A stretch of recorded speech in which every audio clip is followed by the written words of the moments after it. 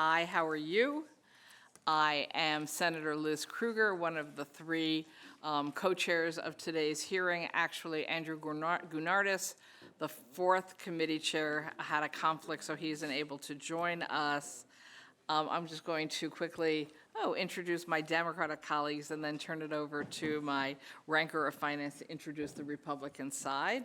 I see we're being joined by Senator Leroy Comrie as he comes in, joined by Kevin Thomas, and I'm told this will be his last hearing as a state senator, much to our sadness and chagrin.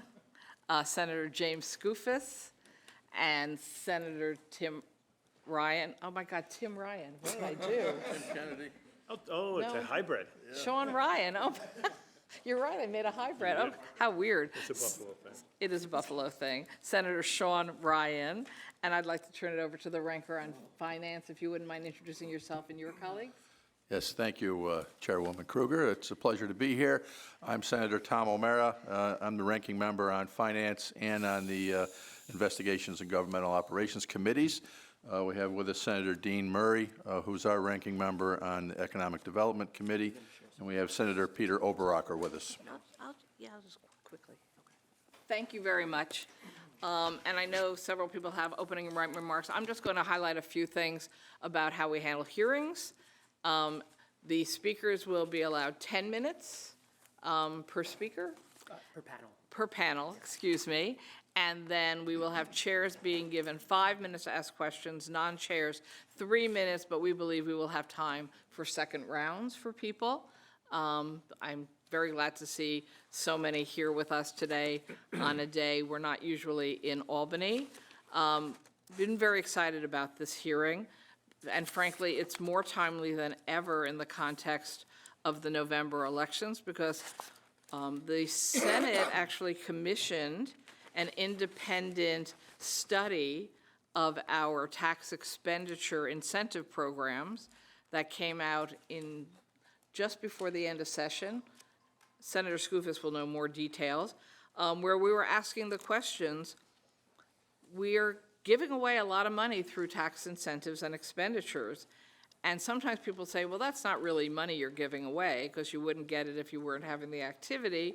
But actually, when you have tax expenditures and incentives, somebody else has to pay the money into the state budget to pay for things.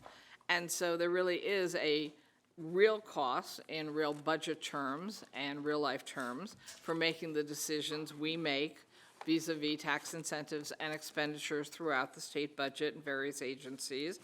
And so we felt it was very important that we have an opportunity to both review the report, make sure the public knows about the report, and an opportunity for people to come and testify about tax incentives, expenditures, what they interpret this report to mean.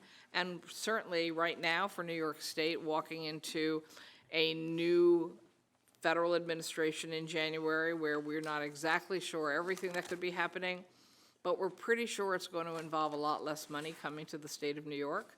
Hence, a real need for the state of New York to think very hard about how we have been making our decision and our priorities with the money that we raise from our own constituents.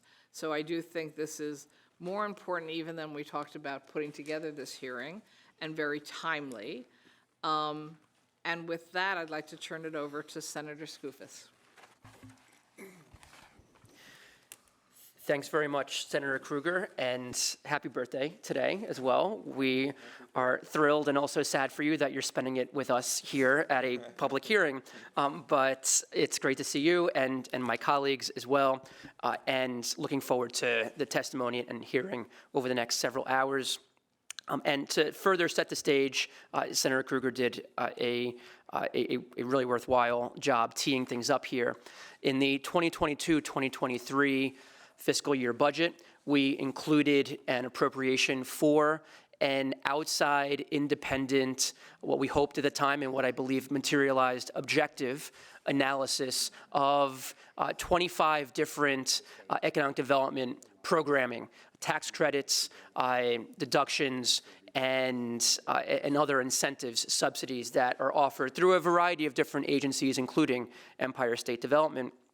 And, I think I speak for a lot of my colleagues here, believe that this should not be a one-time exercise in good government, even though this was the first time that something like this had taken place. We did receive the report at the start of this year. It should not be a one-time exercise, and more so, it shouldn't be a document that is disregarded simply because the contents of the document are inconvenient to some stakeholders here. New Yorkers are struggling to make ends meet, as we all know, and it's clear to me, and likely my colleagues, that New York's efforts to incentivize economic growth are falling short in some cases. As New Yorkers reckon with longstanding fiscal instability generally, and at bloated agencies like the MTA, for example, in particular, who, best case, is facing a budget shortfall of over $176 million, or worst case, $1.5 billion. According to the comptroller, I'd posit that the solution is not to further squeeze our residents with new taxes or fees. Part of the solution, I believe, is most certainly not to continue throwing money at incentive programs and subsidies that the data demonstrates are not generating meaningful returns. The findings of this analysis are illuminating, I believe. A number of these subsidies generated returns of literally pennies on the dollar. In one case, the Empire State Musical and Theatrical Production Credit, for example, generated just 2 cents of taxpayer returns on the dollar for each dollar invested. Another program aimed at incentivizing the redevelopment of abandoned prison settings has gone literally completely unused. Not one single time has it been used since its inception. So clearly, it is not working, especially as we've had an increased number of prison closures in recent years. The analysis is not, however, and this is important, wholesale indictment of all things economic development, far from it. And so over the course of the next few hours, my colleagues and I look forward to a spirited discussion with industry leaders, agency heads, good government groups about where the state's economic development priorities lie. Ahead of our 2025 legislative session and budget season, this is the moment for hard conversations about New York's true financial picture. Now is the time to reevaluate these incentives, weed out the corporate giveaways that serve only the beneficiaries who use taxpayer money to line their balance sheets, and as my colleague underscored, I will reiterate, the real cost here is when we incentivize projects, we incentivize goings-on that would have happened anyway without the incentive. That's the biggest loss when that occurs. And so we need to evaluate and reevaluate all of these things, and certainly continue to wisely invest in those programs that demonstrate a proper return on investment. I will turn it over to our third co-chair here, Senator Ryan. I'll just note one last thing, however, before doing so, that just so all the panelists are aware, we will be swearing in the folks providing testimony today. Thank you, and Senator Ryan.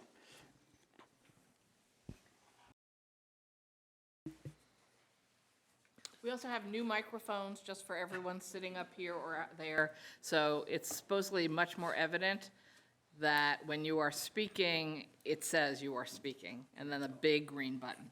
And just one more thing quickly on that, so no one's caught off guard. When your 10 minutes drops down to 0, there's actually going to be a beeping sound, and so you'll want to avoid that.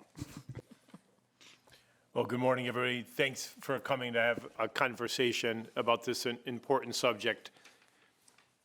Economic development is probably more of an art form than it is a science. So, we want New York State in the game, especially on some of these larger projects. Like, we're not doing, Syracuse and Clay, New York aren't doing Micron, all alone. And we're hopeful about that project.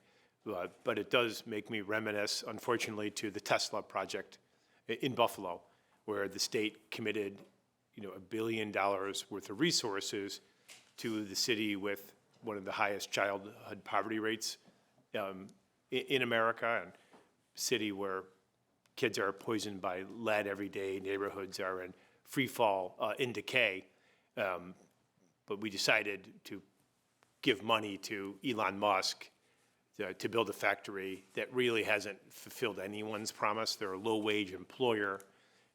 They've struggled consistently to hit their job numbers, and it hasn't created the ripple effect. But this goes back to the art form, right? You don't want to take that experience and say, well, we're out of the business now. We want to be engaged, but I think in order to be engaged, we have to be consistently open to analysis.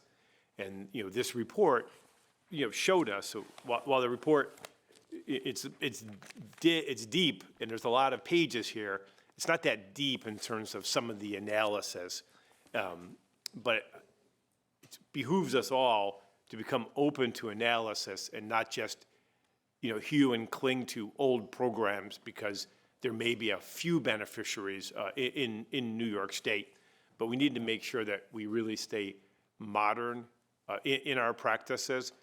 And then also, we just need to make sure that we look at, the whole system. ESD isn't really connected to the IDAs. Well, the IDAs give away almost as much money per year as ESD does, but at least ESD has the benefit of having one consistent policy. There are over 100 IDAs who have 100 different policies. So it's a challenge to bring it all together. But what I would like to see consistently out of ESD is the analysis of, we're not asking for this program to be renewed because we don't think it works. We would like a change and do something new, but also, a goal of having a measurement matrix for all of our programs, many years out. That would be how we can judge how these programs work and don't work, but also just to be clear on, how we define economic development. So a program that says they're going to make a lot of jobs should be graded differently than something like the historic tax credit, which really is designed primarily to restore buildings and areas with the hope of other economic successes, but that's not the primary reason. So we have a lot of programs. It's not like we lack in spending on economic development, but our results, we want them to be better because we want to be an A+ state when it comes to our economic development programs. But, if I would impart what I know several people are looking for is that we just want to stay cutting edge with our programs and not just cling to old programs because. So hopefully we can continue in analysis, always striving to get better. I guess Tom, do you have anything to open? Yeah, sure, just briefly. I too welcome the evaluation of these programs. I think the report is overly critical of these. We're in a state, and what we should be talking about here primarily is the cost of doing business in New York State. I'd rather we didn't have any of these economic incentives or have a need for any of these economic incentives. But New York State is a high-cost state of doing business, and we're in competition with every other state in the country and every country around the world. And we have much lower-cost states in this country that are offering incentives greater than ours to get companies to go to their state. These incentives are critically important to bringing businesses here. And yes, we should evaluate which ones are working and which ones aren't. But to approach it from a perspective that we don't need economic incentives is just burying your head in the sand in this state. It's just way too expensive from every angle of doing business in this state, and we need to make this state more cost-effective. There's a lot of talk in recent years about affordability in New York State, but no action towards making New York State more affordable. We're shifting around money to make it so lower-income people can afford to live here, but that's not making things more affordable for everybody. We need to look at the overall affordability and bring cost of living down, cost of doing business down in New York. Thank you. Thank you, Tom. Okay, so first up, Hope Knight from the New York State Development Corporation and CEO, I guess that's what it is, CEO, Department of Economic Development. Thank you. Thank you. Good morning, Chairpersons Kruger, Ryan, and Skoufis, and distinguished members of the New York State Senate. My name is Hope Knight, and I serve as President and CEO of Empire State Development and as Commissioner of the New York State Department of Economic Development. I'm pleased to join you today for the opportunity to discuss the tax incentive programs that are directly administered by ESD. And while there are a number of other tax credit programs administered by other agencies, I look forward to engaging you on ESD's portfolio of programs. Under the leadership of Governor Hochul and with the support of our partners in the legislature, New York State is seeing unprecedented levels of investment and job creation in next-generation industries. Much of this economic activity is made possible through ESD's portfolio of targeted incentive programs, which I'm pleased to talk to you about today. Each of the tax incentive programs ESD administers are designed to leverage private sector investment, create job opportunities for New Yorkers, and to keep New York competitive, all while incorporating a pay-for-performance model, meaning that no incentives go out of the door unless a business meets their commitments. For example, ESD's Excelsior Jobs program is delivering real results for New Yorkers. Excelsior provides performance-based tax credits for job creation, investment, and research and development in key sectors. Since its inception, this program has led to the creation and retention of over 500,000 jobs. This program has allocated $2.3 billion in tax credits to date and leveraged more than $35 billion in private sector investment. In cooperation with our legislative partners, the Excelsior program was recently expanded to create a new tier for green economy projects. So far, ESD has awarded 20 green Excelsior projects in fields like offshore wind development and battery storage, leading to the creation of 3,400 green-collar jobs. These projects have leveraged $2 billion in private investment after allocating $105 million in tax credits.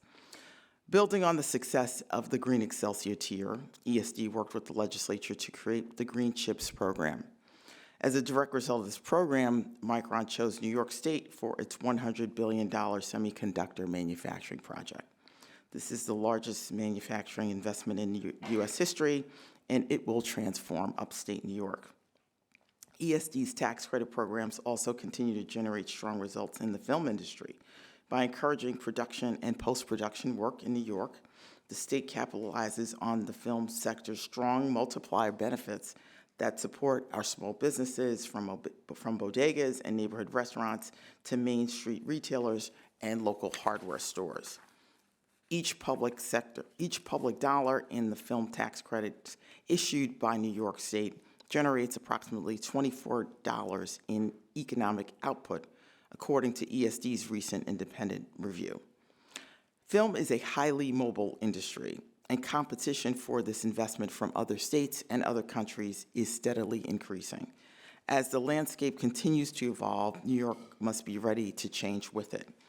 And recognizing the value of remaining a leader in this sector, Governor Hochul recently worked with the legislature to modernize and extend this program, allowing New York to stay on the cutting edge and continue to be internationally competitive. The recent expansions to the program included an increase to the Diversity Job Training Fund, designed to increase diversity in production and post-production work across the state. To date, ESD has funded 10 programs which train over 300 individuals from underrepresented backgrounds for film and television careers. Throughout our work, ESD remains dedicated to transparency. The results of our tax credit programs are reported regularly through our database of economic incentives, which has 60 fields per project, more than any other state economic development database in the nation. To further understand how our programs affect New Yorkers, this year ESD procured an independent firm to conduct regular programmatic evaluations of our key initiatives. In the first year of this effort, 3 programs will be assessed for fiscal and economic impacts, as well as return on investment to the state. ESD's portfolio of programs offer a wide variety of tools to build a vibrant and inclusive economy, and we are proud of the work that we have done thus far. I look forward to hearing your ideas and perspectives and stand ready to work together as we continue to evaluate these programs. Thank you. Very much. I'm going to call on Chair Skoufis first, but other people who have questions, either text me, I think you all have my text number, and if not, just signal to me. Thank you. And before I jump in and before the clock starts, and before we start Q&A, if I could just swear in the rest of your testimony, if you could raise your right hand. Do you solemnly swear that you will tell the truth, the whole truth, and nothing but the truth? I do. Thank you. So I sincerely appreciate the summary of ESD's work, and I think in a lot of respects, and we've talked about this, you've changed the culture at ESD in a positive way, and I appreciate that. This hearing, however, is specifically about the audit that was released earlier this year, and I didn't hear any commentary in your testimony about that report. So perhaps if you could spend a minute, 90 seconds or so, perhaps summarizing how you feel the report came out, and I'm specifically interested to hear what ESD has done with this report. How is it received, and how is it internalized? Thank you for that question, Senator. This report was something that we looked at in depth. We thought it provided useful information. And, we look forward to working with the legislature as we come up on this upcoming session to look at ways to modify, update, change incentives that are proposed in this report. ESD is very focused on reviewing its programs, and we have lots of information that we collect on a quarterly, biannual basis, and this report. And a lot of that information doesn't reconcile with the findings in this report. And so how do you account for that? And specifically, do you object to any of the methodology in the report? Do take some objection to some of the methodology in the report. What specifically? An example or two. An example in the film and television analysis. So it speaks to a calculation around return on investment. And we have two independent reports that we have commissioned by two different organizations that provide different results. I would argue that the way the methodology was constructed, the calculations for the induced and direct tax revenue is at odds with the reports and the methodology that we have conducted. And you believe your methodology is more accurate? Yes. What do you feel is a reasonable amount of money that the state should underwrite to create a single job in a year? I think that depends. It depends on what the incentive is trying to achieve from an economic activity perspective. If we're trying to root an industry here in New York because it is nascent and growing, that the dollar, sort of jobs per dollar is going to be higher than a job that we already have captured here in this economy. Do you feel $75,000 to create a temporary, around 1 year long in duration job is an appropriate use of tax dollars? I think you have to look more inclusively at that metric, because if you're talking about the film industry, so much of the film industry is connected to the small business community where these productions exist.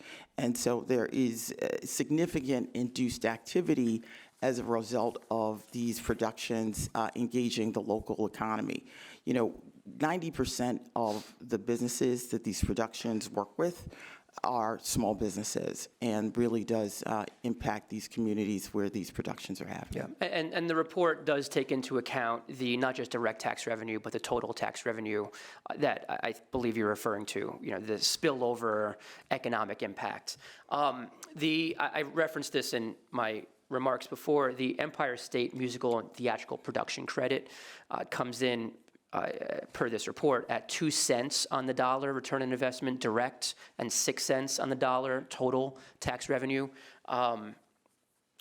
Even if one were to argue that the methodology in this report maybe isn't quite as precise as some of, in your opinion, some of the other analyses you've seen, even if this is 50% off or 100% off or 200% off, maybe 2 cents is 8 cents, which, would be, as a percentage, a bit of a miss.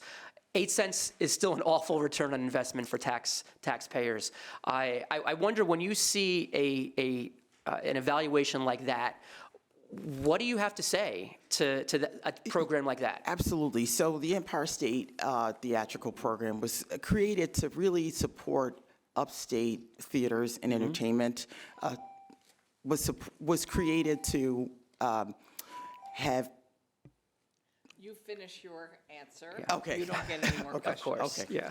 yeah. Created to have Broadway productions either do premiere productions or post-Broadway residencies in upstate theaters. We have spent $19 million in tax credits on that program, so small program, but big impact on these upstate communities, because without that activity, without the tax credit, that activity wouldn't happen. We have competition from other states. Connecticut, Rhode Island, Massachusetts is looking at a program. Those touring productions would go other places, and we would not get that $117 million of spend that happened as a result of those productions being in those upstate communities. Okay, thank you. Thank you.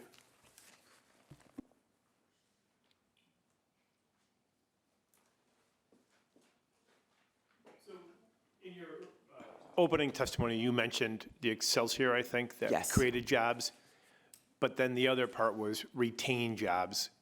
And, I found in my experience as a lawyer and as a senator that the retention is a really sticky issue, because it's really easy to measure new jobs.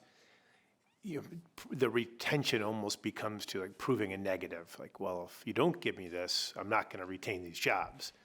So how do you wrestle with the retention issue to make sure that it's not abused and that companies in the know with their accountants and their lawyers don't treat this as of right tax credit? Thank you for that question, Senator. With respect to retention and incenting companies for retention in New York State, that is a rare occurrence. We have 3 companies that we provided retention awards to out of a very narrow program in Excelsior related to natural disasters. Aside from that, we have not, in the last 3 years, paid to retain companies. It really has been about business attraction. And, that's a good practice, right? Because once you get into the retention business, it's so hard to figure out what's real and what's not. And a lot of the times with the locally administered programs, everyone comes in and checks the retention box, and there we go. But you don't really know if anything was truly retained. And earlier, I spoke of sort of weeding through the old programs, and we have a tax credit program on the books for a hire a veteran, which is a great idea. But I'm looking at it, and it looks like for a 11-year period, very few people came into the program. And the same for hiring a disabled person. It looks like about 12 people came into that program. Why are we keeping programs, or So- why aren't we retooling if we still want to have that as a goal? I am aware of that program, but I do not administer that program. The DOL administers that program, so I would have to refer you to my colleague at the DOL. Okay. Why does it come through ESD? No, not at all. So that's just a Department of Labor program? So there are a couple of programs in this report that ESD does not administer. And Okay. I will point All right. those out. So do you have an estimate of what do we spend per year on economic incentives? I will get back to you on that to give you kind of a precise number of what we spend on economic incentives per year, our last, fiscal year. Okay. Do you have a ballpark? You can get back to me. Yeah, I'll get back to you. And then looking through this report yourself, are there any programs that you said, oh, I agree with the report, this isn't effective, let's make some changes? Well, I've looked at the report, and there are programs that we want to definitely take a look at, programs that may not have been, fully utilized. And I think it's important that we look at this in this upcoming legislative session to figure out if these are programs we need to make changes to. Anything particular you're looking at? Well, the Economic Transformation and Facility Redevelopment Program, it's focused around facilities like correctional, psychiatric facilities, providing support to businesses that locate in the economic transformation area. We know that those facilities, when they close, they're difficult for communities, and it's hard to attract business sometimes to those locations. Since this credit has been put in place, the governor created the Prison Redevelopment Commission, and we have put forth some recommendations in moving some projects in communities where facilities have closed, and that's been proven to be successful. So I'm kind of keen on programs where federal money's coming in, and then New York State provides a match on that. Texas is really big on that. It's helped their university system grow. We don't have as a robust program on matching for federal grants. Since this governor's been in office, we've actually grown that portfolio of programs. We have the Small Business Research Investment Grant Program, and a number of other R&D programs where we will match a federal grant.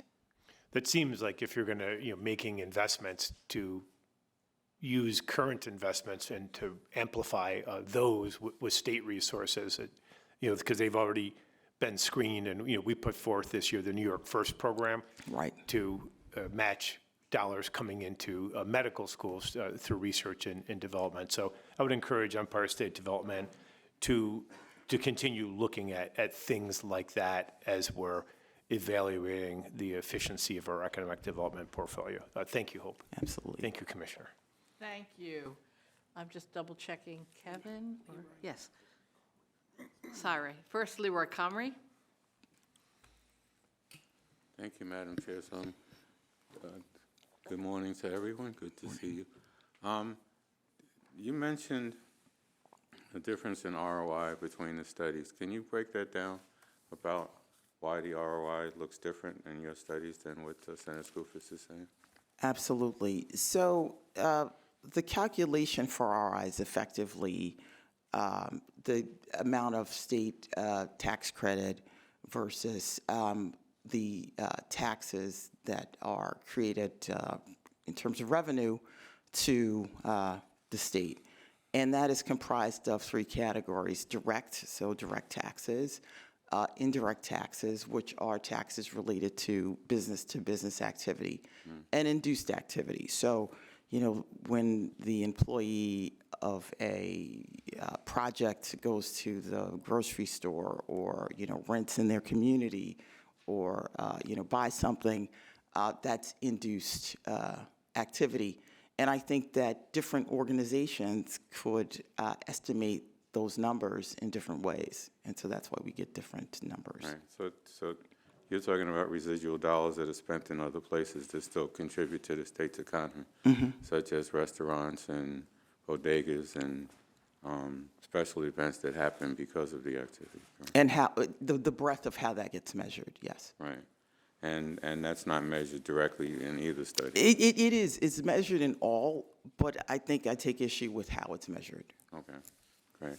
I only have a minute and a half, so my main point, I would align myself with the speakers that this is good that we look at these programs, and there are things that need to be done to improve them and review them. I don't think we need to eliminate all of them. I think that I personally don't want to see a New York show that's made in Philadelphia or Canada or anywhere else. I think the positivity of having that activity within our state generates not just residual income, but positivity and pride in our state. It helps the restaurant industry in New York to know that there are artists and producers and people that are moving in and around the city. It creates more tourism because people think that, major actors are living and eating in New York. I do have some problems with the industry with their MWPE numbers and their minority hiring. I do agree with Senator Skoufis that it's essential that we look at all of these programs to make sure. Just the other thing I want to note before my time runs out is that a lot of the reports said that the programs weren't well done or notified people. The Veterans Program, my veterans group don't know about it. Yet there are other programs here, especially the summer jobs or the youth program, that's not well known either. And I think we need to do a better job as an administration and as members to get this information out to the general public, because a lot of the general public don't know about these programs that exist. I'm out of time, and I'll be respectful. You are. Because today's your birthday. Don't make me the bad guy here. Hope, can you answer that quickly, or do you need to get back to the senator? Well, those are programs administered by DOL, so I make sure that I contact my colleague on that. Thank you. Thank you, Chair, and thank you to the Commissioner for being here. When I heard about this report coming out, I was looking forward to the Chair's, actually doing a hearing such as this. So, two questions. One, you testified that ESD administers a number of tax incentive programs, like the film tax credit, et cetera. How does ESD oversee these programs to actually understand its value to the community? So, we have a group of folks who manage this program, and we work directly with productions when they are in locations across the state, and we help them with locational assistance. We help them with vendor directories, so we actually put together a diverse online vendor directory so that these productions are able to identify diverse vendors. And we get regular reports to understand how These reports, can you describe what are in the reports? Like, are they talking about the actual impact the tax incentive program is having on the community and the rate of return? Is that what's in the report? Yes, we have a legislated mandated requirement to report every 2 years Okay. on the film tax credit. So in between, the reports being produced, if you see that the ROI is not coming in as predicted, what does ESD do? Well, the reports that we have commissioned have created, ROI of $1.04 to $1.09 in one report and $1.70 in the other. So the ROI has been increasing based on the reports that we receive. And we continue to look at the changing landscape of the film industry and, make recommendations to the extent that we think we need to adjust the program.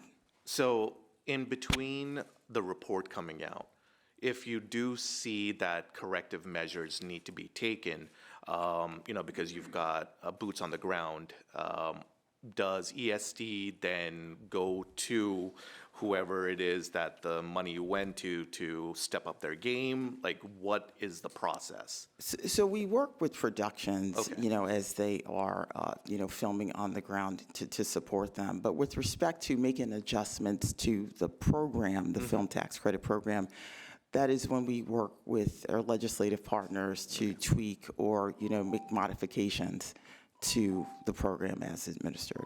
Okay. Thank you. Thank you. Okay, we're going to move to my Republican colleagues, and I believe the order is Senator Murray first.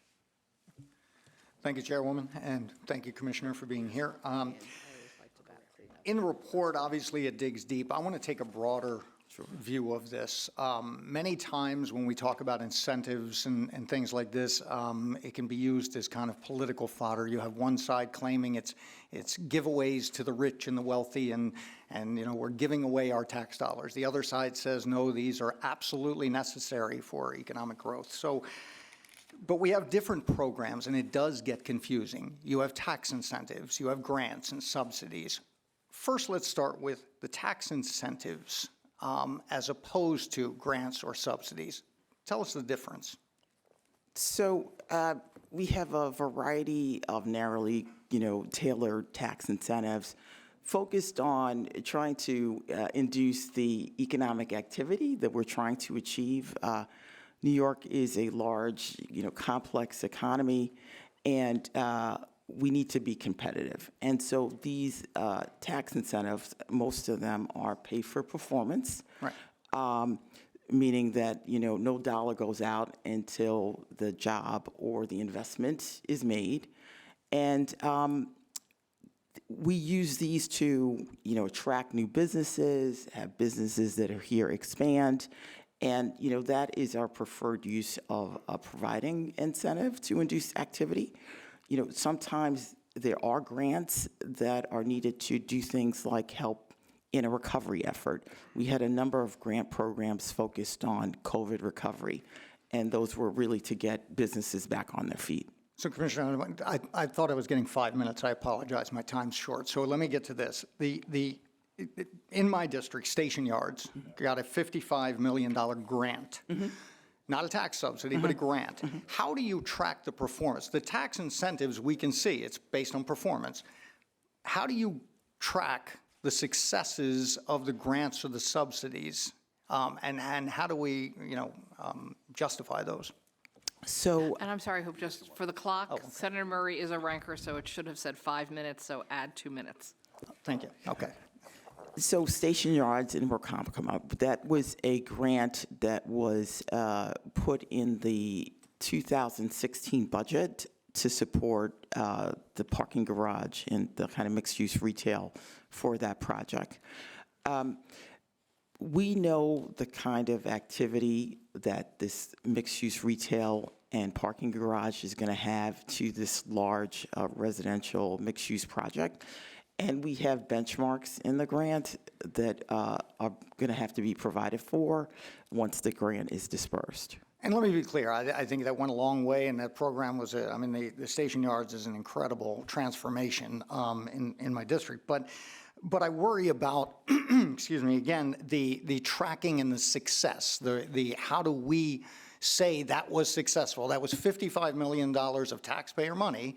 How do we deem that a success? By just the fact that the program moved forward? How do we justify it to the taxpayers?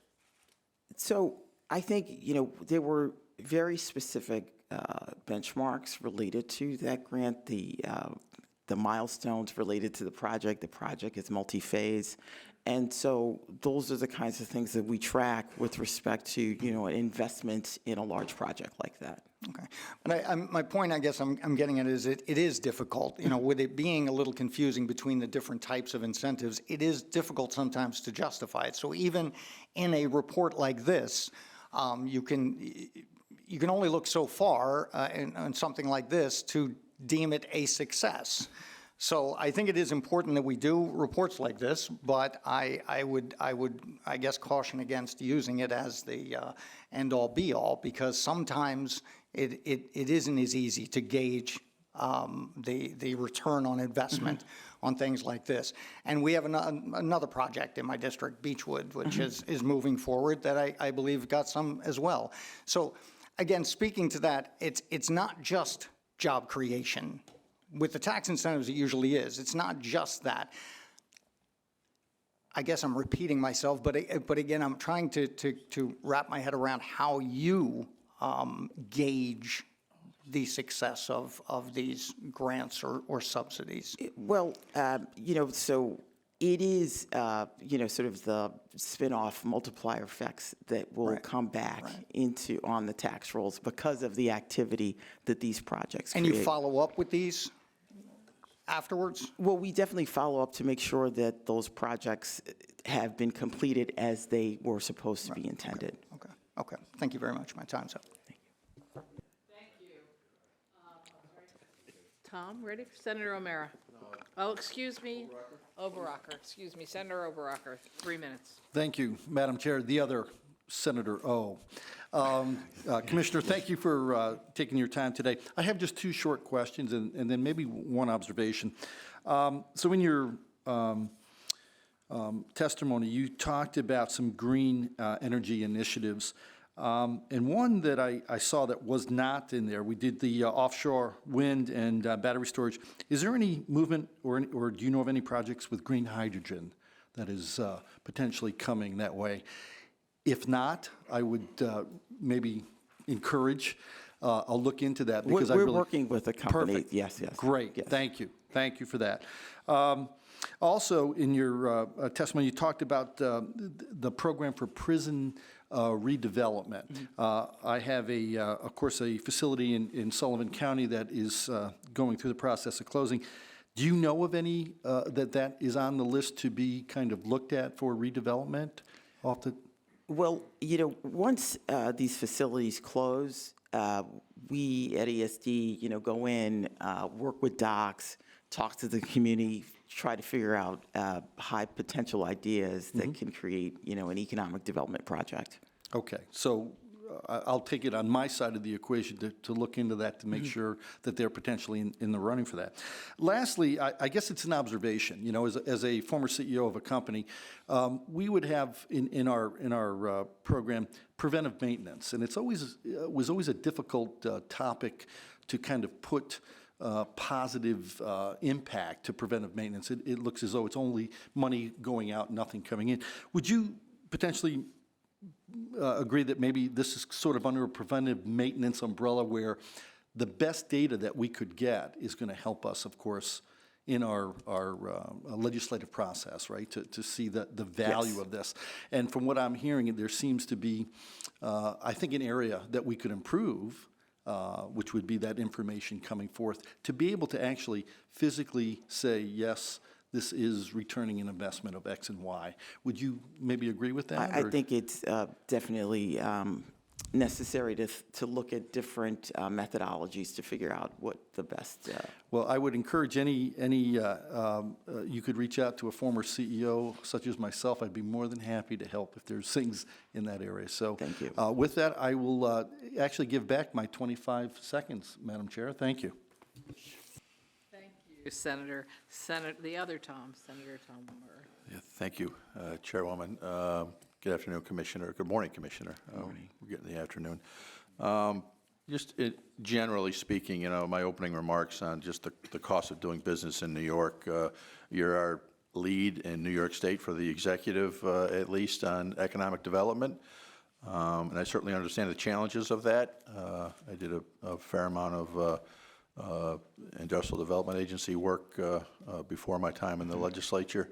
So, I know the struggles with making those decisions on, that but-for analysis. Is this project going to happen without this incentive, or is it? And it's kind of a guess. But, we're seeing this competition from states across the country and around the world, as I said. What are our biggest impediments? And I want to just focus on manufacturing because I think that's where, in my mind, that's where our efforts should be, because I think a lot of other businesses and industries will grow off of a strong manufacturing base. And we certainly don't have the manufacturing base in New York that we once had. I think that goes for across the country, but we're trying to make inroads in improving that. So where are we falling short in New York on attracting manufacturing or even retaining the ones we have? Because, we wake up almost every day, at least every week, with another manufacturer that's picking up and moving to another state. Yeah, no, thank you for that question. I think, New York has been very successful in the last couple of years in attracting advanced manufacturing. We've been number one in terms of reshoring advanced manufacturing jobs. I think, some of the challenges, and we're working to address them, are around workforce. Advanced manufacturing activity requires advanced manufacturing skills. And so we've been investing in our Office of Workforce strategic workforce development to put together programs to train individuals around advanced manufacturing techniques. And I think we just have to continue to scale up, because when we talk to companies that want to locate in New York, the first thing they ask about is workforce, trained workforce. How can they access trained workforce? What do you see in comparing New York to other states around the country with regards to economic incentive programs? Who's doing better than us? What would you like to see in your toolbox to be able to better provide the impetus to get this economic growth here in New York State? I think, we've been doing very well with advanced manufacturing organizations, but other states are very aggressive, and we, look very carefully at their programs to understand, what it is we're competing around. One of the other things that companies are looking for are, shovel-ready sites that are able to be developed very quickly with enough power and infrastructure to be built out. And those are the kinds of things that we, are working on to make sure that we have more shovel-ready sites for businesses that are looking to locate here. I'm glad you brought that up with the utility availability or lack thereof in the state, and that's a growing problem and an increasing problem, certainly with the electrification objectives that the state currently has. And I think that's also part of the reason we're seeing some types of manufacturers leaving the state, because of the uncertainty of whether they're going to even get the power that they currently have. But I know from the economic developers I talk to in the 7 counties that I represent, getting new electric supply for any type of operation, particularly high-load operations for manufacturing, we're just not getting it, and we're not really getting the investment or the cooperation from the utility companies to get that. What do we need to do to be able to provide that either new energy for a new endeavor, or how do we assure our existing manufacturers? You mentioned a lot about advanced manufacturing, but we've got a lot of general manufacturing that may not be considered advanced. It's still very important, and there's still very good jobs that pay very good family-sustaining wages, and we want to be able to retain those and keep those. And I think energy costs are a driving factor in many decisions these days being made by these types of entities. So what are your suggestions in that regard? So as you know, we're working on, deployment of sustainable energy sources. We need to do that. We need to work with the utility companies to, help us supply more power. And, working with our colleagues across government, we are always trying to work with companies to help them address their energy needs. Thank you. Thank you. Okay, we're done there. Hi, I'll take my 10 minutes now. Okay. Thank you very much. So hope you answered questions before that there's a variety of different tax incentives and expenditures that don't go through ESDC, so you can't necessarily answer about those. And we had talked about that before the hearing. But you're the economic development agency for the state. Don't you think it would be better for us as a state if there were one repository of the information from all our different tax incentive expenditure grant programs relating to economic development, so that we could actually understand both from a big picture, what we're doing, how much we're spending, what's we're working? Probably that would help us come up with at least a standard way to do the evaluation. You and Senator Skoufis were having a little discussion about whose evaluation model's better. And I'll accept that probably nobody has a perfect evaluation model, but wouldn't it be great, if we had one model that we used across the board for all our programs, and so we wouldn't just feel like we had apples and oranges, and that your economic development and you don't even know what half the oranges are, so to speak. What do you think about that? So we do have the repository, the one repository for all of the incentive programs, and we're populating that repository with new programs every quarter. Some of the programs administered by, for example, the Department of Labor, I think those programs are more appropriately administered by them because they're working directly with the employers that are accessing the credits. It's something that, there's some specialty programs that, have been mentioned, like Hire a Veteran or youth programs. Those are things that the Department of Labor are working more directly with companies on, which is why I think it's better that they are administering those programs. So one of the standard questions always is who's getting what? And after the Amazon debacle, I'll call it that, of a few years ago, we passed a law saying you can't have non-disclosure agreements with companies vis-a-vis tax credits, exemptions, et cetera. How is that working? Do we have more transparency? Do we have more information? Are you using that law in some way? Absolutely. When I think about the Micron project, for example, we've been very transparent about the details and the contours of that proposal. And we were, very early on, so that's certainly something that we are doing.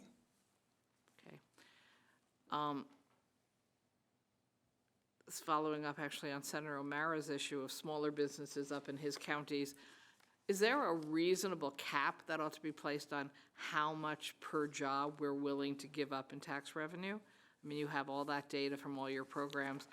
Some of them seem to show through evaluation an enormous amount of money per job created, some very little per job. Is there objectively a cap we ought to put on the maximum?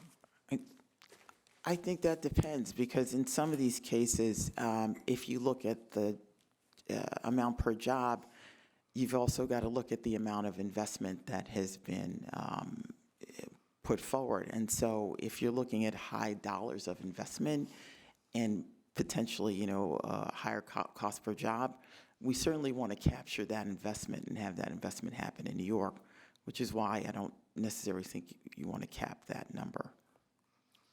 And my understanding is that a huge amount of the tax incentive expenditure money really just goes through the tax department, because it's simply how people file their taxes, specifically around reimbursable tax credits.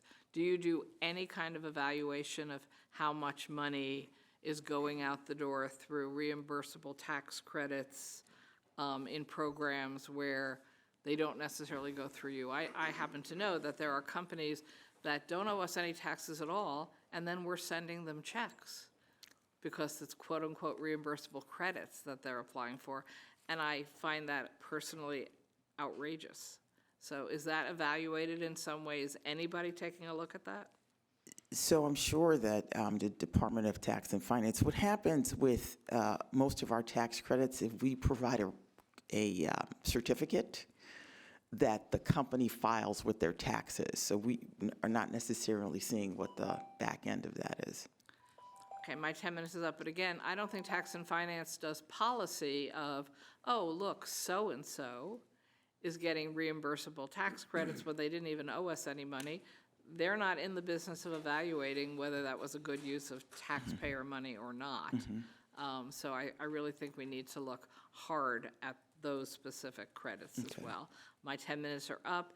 I know Senator Skoufis says he has another round. I'll double check with others. Yes. Thank you very much, Senator Krueger. I wonder, has ESD ever commissioned an analysis, a report on any of your incentives that came back and demonstrated a negative return on investment? Has that ever happened? I have to, not during the time that I've been in the seat, but I can look back and see if that's been the case. Okay. I'm not aware of, I'm somewhat familiar with the litany of reports that have come back over the years. I've never seen a report that's come back with a signal that that demonstrates, hey, maybe we should be re-looking at how this program is working, which, as an outsider here, as a policymaker not within ESD, seems suspect. to me, and I'm sure you can understand why I'd be suspicious of that. I wonder, do you agree with the findings, such as the Startup New York and the Excelsior Jobs tax credit findings in this PFM report that demonstrated a positive return on investment? Do you agree with those findings, those Yes. outcomes? Yes.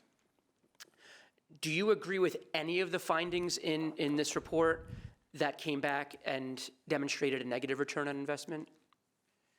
Well, you know, for example, this Empire Theatrical and Musical program, it states that there is a negative return on investment. As I mentioned, though, for $17 million, there's for $19 million, there's $117 million of economic activity that is happening upstate that would not happen for not that credit. And so the report states that, and I agree with that. And, you know, haven't looked directly at the model for this program, but definitely agree with the fact that this activity is definitely happening because of the credit. I guess if I could just re-up my question, are there any negative return on investments that you concede are poor return on investments that this report found? Well, I don't have other reports that speak to the analysis on what's been done in some of these programs, so I can't say that I do. Is return on investment the paramount consideration when you're evaluating whether to continue with an incentive? It is definitely a factor, but it is not paramount. It depends on the kind of activity that we are trying to incent. Because, you know, in the case of the Empire State incentive that we're talking a little bit about here, you know, if there is some $100 item that I don't want to buy, I'm not interested in buying because it's $100, but if the government comes in and says, well, we'll give you $98 towards that $100 purchase, and it's only a $2 return on investment, I'm probably going to purchase it. You know, so the suggestion that, okay, this activity wouldn't have happened anyway, I agree. It probably wouldn't have happened anyway, but the question ought to be, are we getting the bang for a buck for it as taxpayers? And this, at least this report suggests that we are not. If I can ask a broader question as a final question, beyond, you mentioned eliminating the incentive to redevelop old correctional sites, and perhaps a broader look at unused incentives that are on the books. When this report came in, you all looked through it. I'm sure you studied it. Is ESD actively reevaluating any of the incentives that are being used as a result of the findings in this report? Or is it really, you know, just sort of head down, we're going to continue doing what we're doing? We'll look at the ones that, you know, there's no uptake on, but, you know, we're not really re-looking at these other items. So we're looking at all of our programs. We think evaluation is important. And, you know, we look forward to working with you and the legislative partners during the upcoming session to see if there are modifications that need to be made for some of these programs. Any offhand that strike you as needing modifications of those incentives that are being used? So the Employment Incentive and Investment Tax Credit, this ETIP, it is lightly used. It was created before the Office of Strategic Workforce Development was in place, and so we might want to look and see if that is something we can work on. Okay, thank you. Clarify this, for second round, chairs get 5, everyone else gets 3 minutes. Senator Ryan, chair, 5 minutes. So my esteemed colleague, Tom O'Mara and I, you know, we come from very similar areas. My grandmother lived in Albany, raised her kids working at Remington Rand and American La France. They don't exist anymore. Elmira, what did I say, Tom? Albany. I'm sorry, Elmira. But they're gone, and we often talk about, you know, there's 2 New York states, you know, upstate and New York City, but really all the recent data shows there's 3 New York states, you know, New York City, the thruway cities, Albany, Rochester, Syracuse, Buffalo, and then all the other counties and, you know, the Baths, the Elmiras, the Auburns, the Jamestowns, they really haven't regained their economic footing still since post-deindustrialization. So, we have to keep looking at those cities because they're financially just, struggling to keep themselves afloat. And then, back to, what works and what doesn't. I have businesses come to me all the time to talk to me about things they need, but it's almost nothing that's in the economic development menu. They say they need daycare. Can't get people to work because there's no daycare. They say people trade kids in a parking lot who are on shifts. So we haven't really recovered our daycare since the pandemic. But all the sort of big billions we spend, nothing's touching that. People often talk about getting skilled workforce. We have so many programs in New York State to address that. I think Empire State Development Program's a good program, but there's all the other ones that aren't under your umbrella. So I think if we had any effort, we could decentralize workforce training. And the other economic development tool that we don't think of as economic development is SUNY. So, we've disinvested in public education over the last generation. I'm a guy who proudly says I paid $750 a semester to go to college, but it's because every taxpayer in New York State paid for me to go to college. We're losing kids to go to other state universities in Pennsylvania and other states, but once we get them, it's so expensive to lure them back as skilled employees. So the better economic development plan is to keep them, to start with. So I think being able to integrate what ESD does, but also to cross over into the DOL programs, into the other job training programs. So it doesn't seem like anyone's got a big baton here leading the whole orchestra. And I think that's really what's needed in New York State. And if I could return to, the tax credits that we did for medical research this year, I know the life sciences programs that we have in effect were undersubscribed on those, but trying to increase and to promote university-based research. University of Buffalo's not leaving. The University of Rochester's not leaving. Elmira College is not leaving. We can control our destiny if we're putting investment through those sources, and they often provide a high wage back into our economy. Yes. But, then we just have, we're at the mercy of the international economy, right? Sumitomo Company was in Buffalo. They took over a 100-year-old Dunlop tire factory, came in with very little fanfare, didn't want anything from the state, got their employment numbers up to 1,500, and, 2 Thursdays they called at 9 o'clock and said, we gotta be making an announcement tomorrow morning, we're closing. Well, what do you need from us? And the answer was, nothing. It's a global supply chain problem.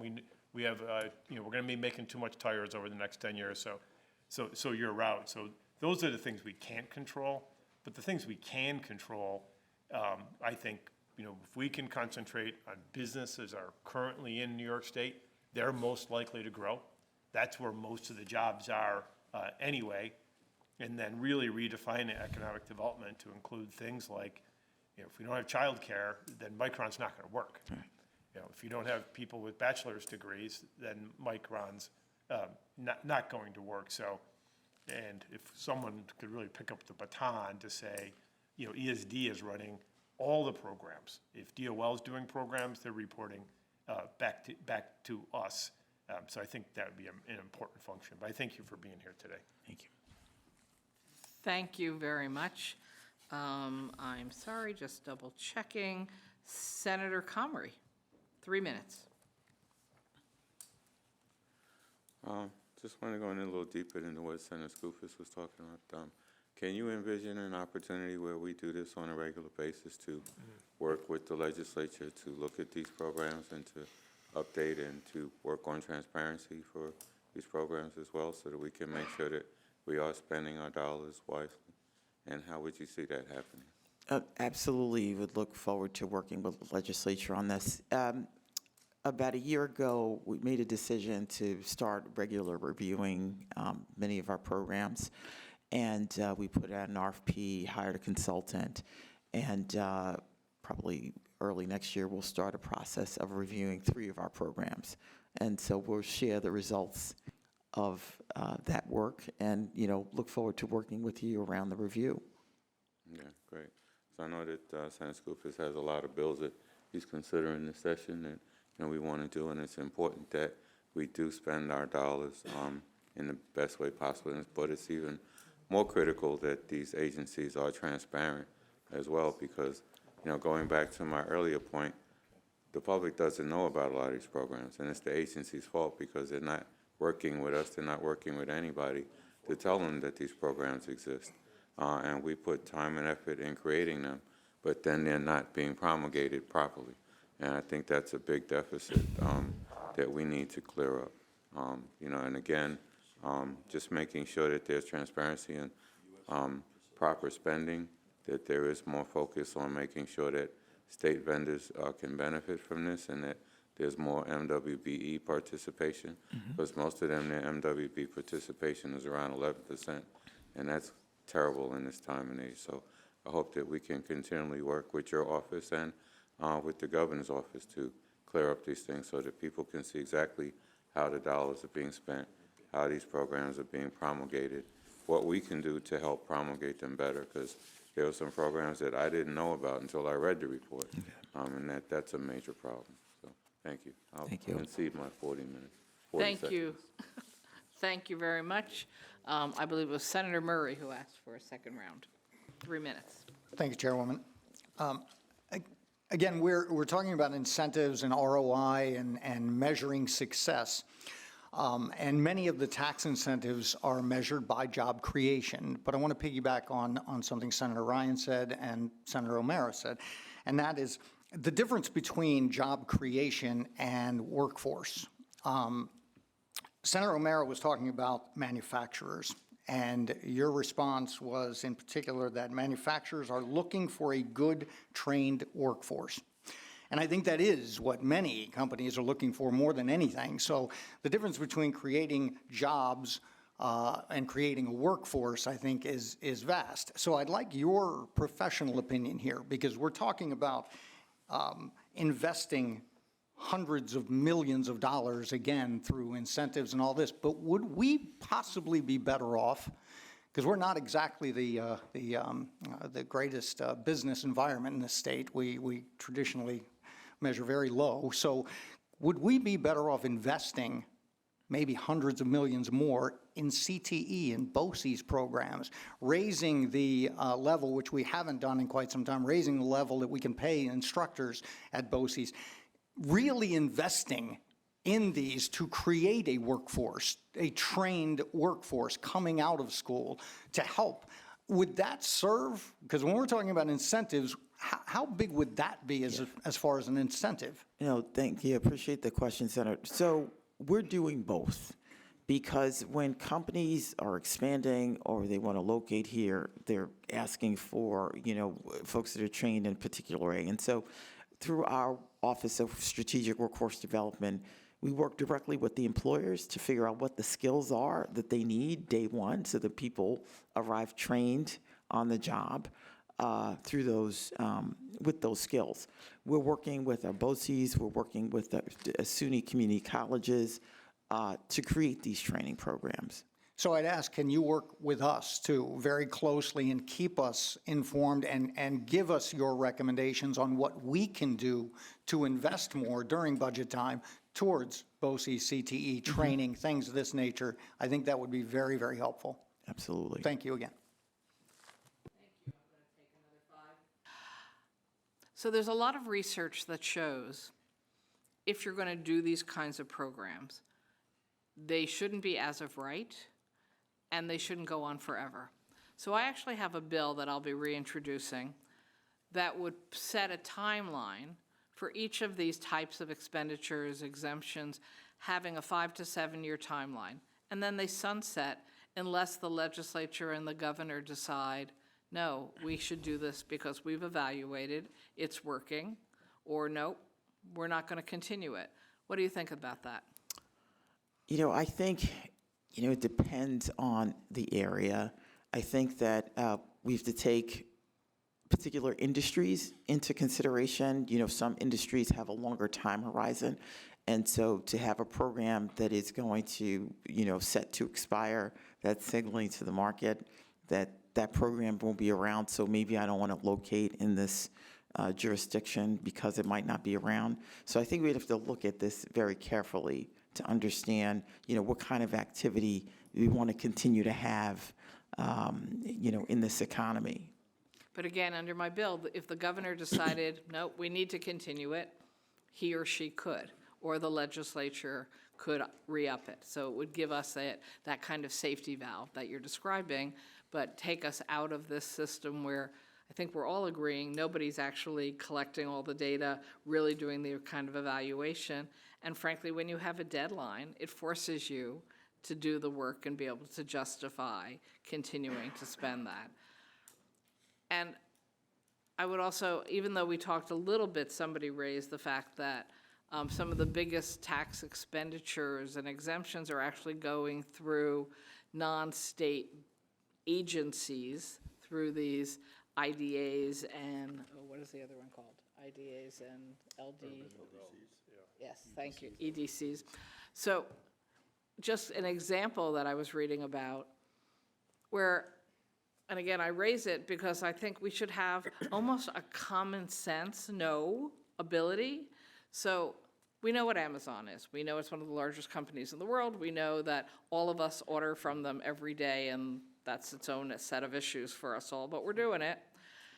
And we know that they need warehouses to move their product to each of our homes, right? That's their model.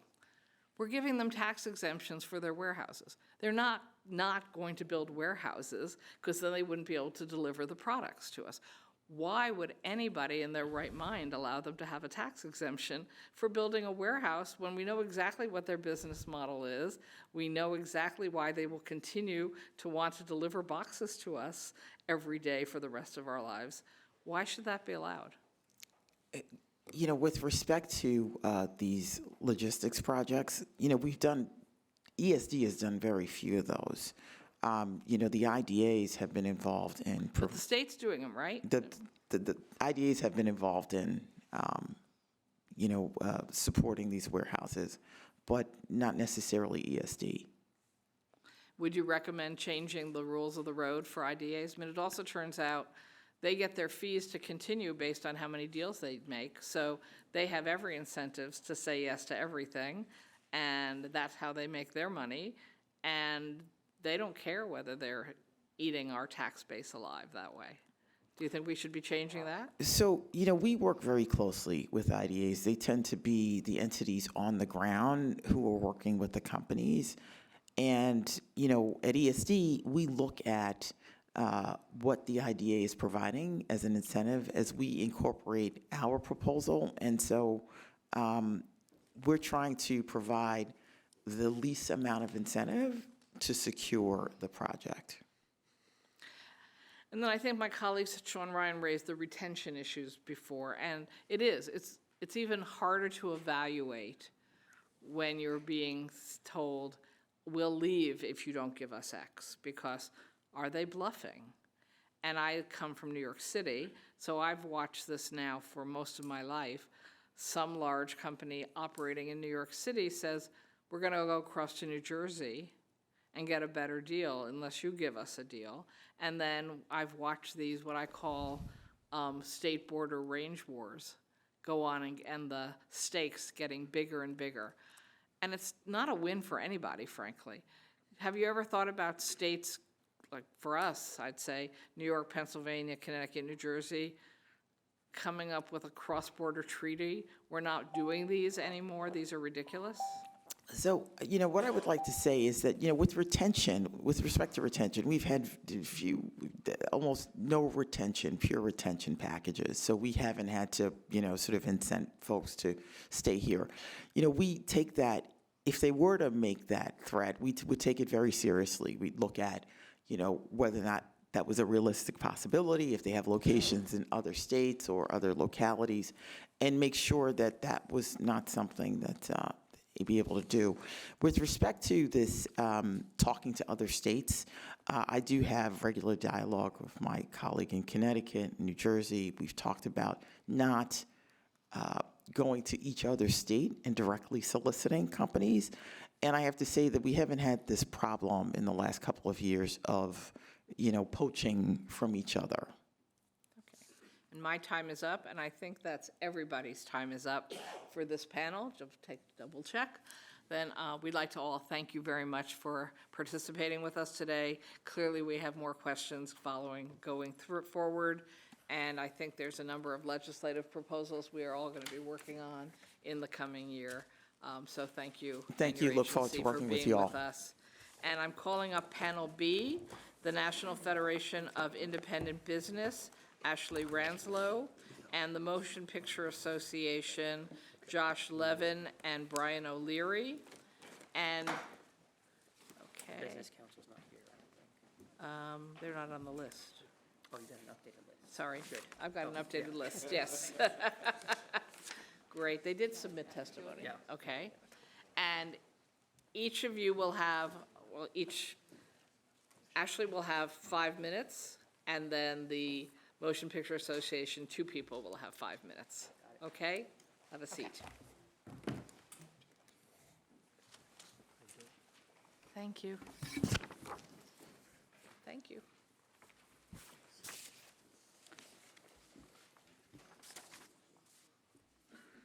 We're officially at afternoon. Good afternoon. Perfect. Want me to swear in people first? Oh, yes, Oh, sorry. yes. Please. I'll get the timing right this time. If you all could raise your right hands, please. Do you solemnly swear that you'll tell the truth, the whole truth, and nothing but the truth? I do. Okay. Please. All right, thank you. And thank you, Chairs Ryan, Kruger, and Skoufis for inviting me to be here today. NFIB is a member-driven organization. We represent more than 11,000 small, independently owned businesses across New York.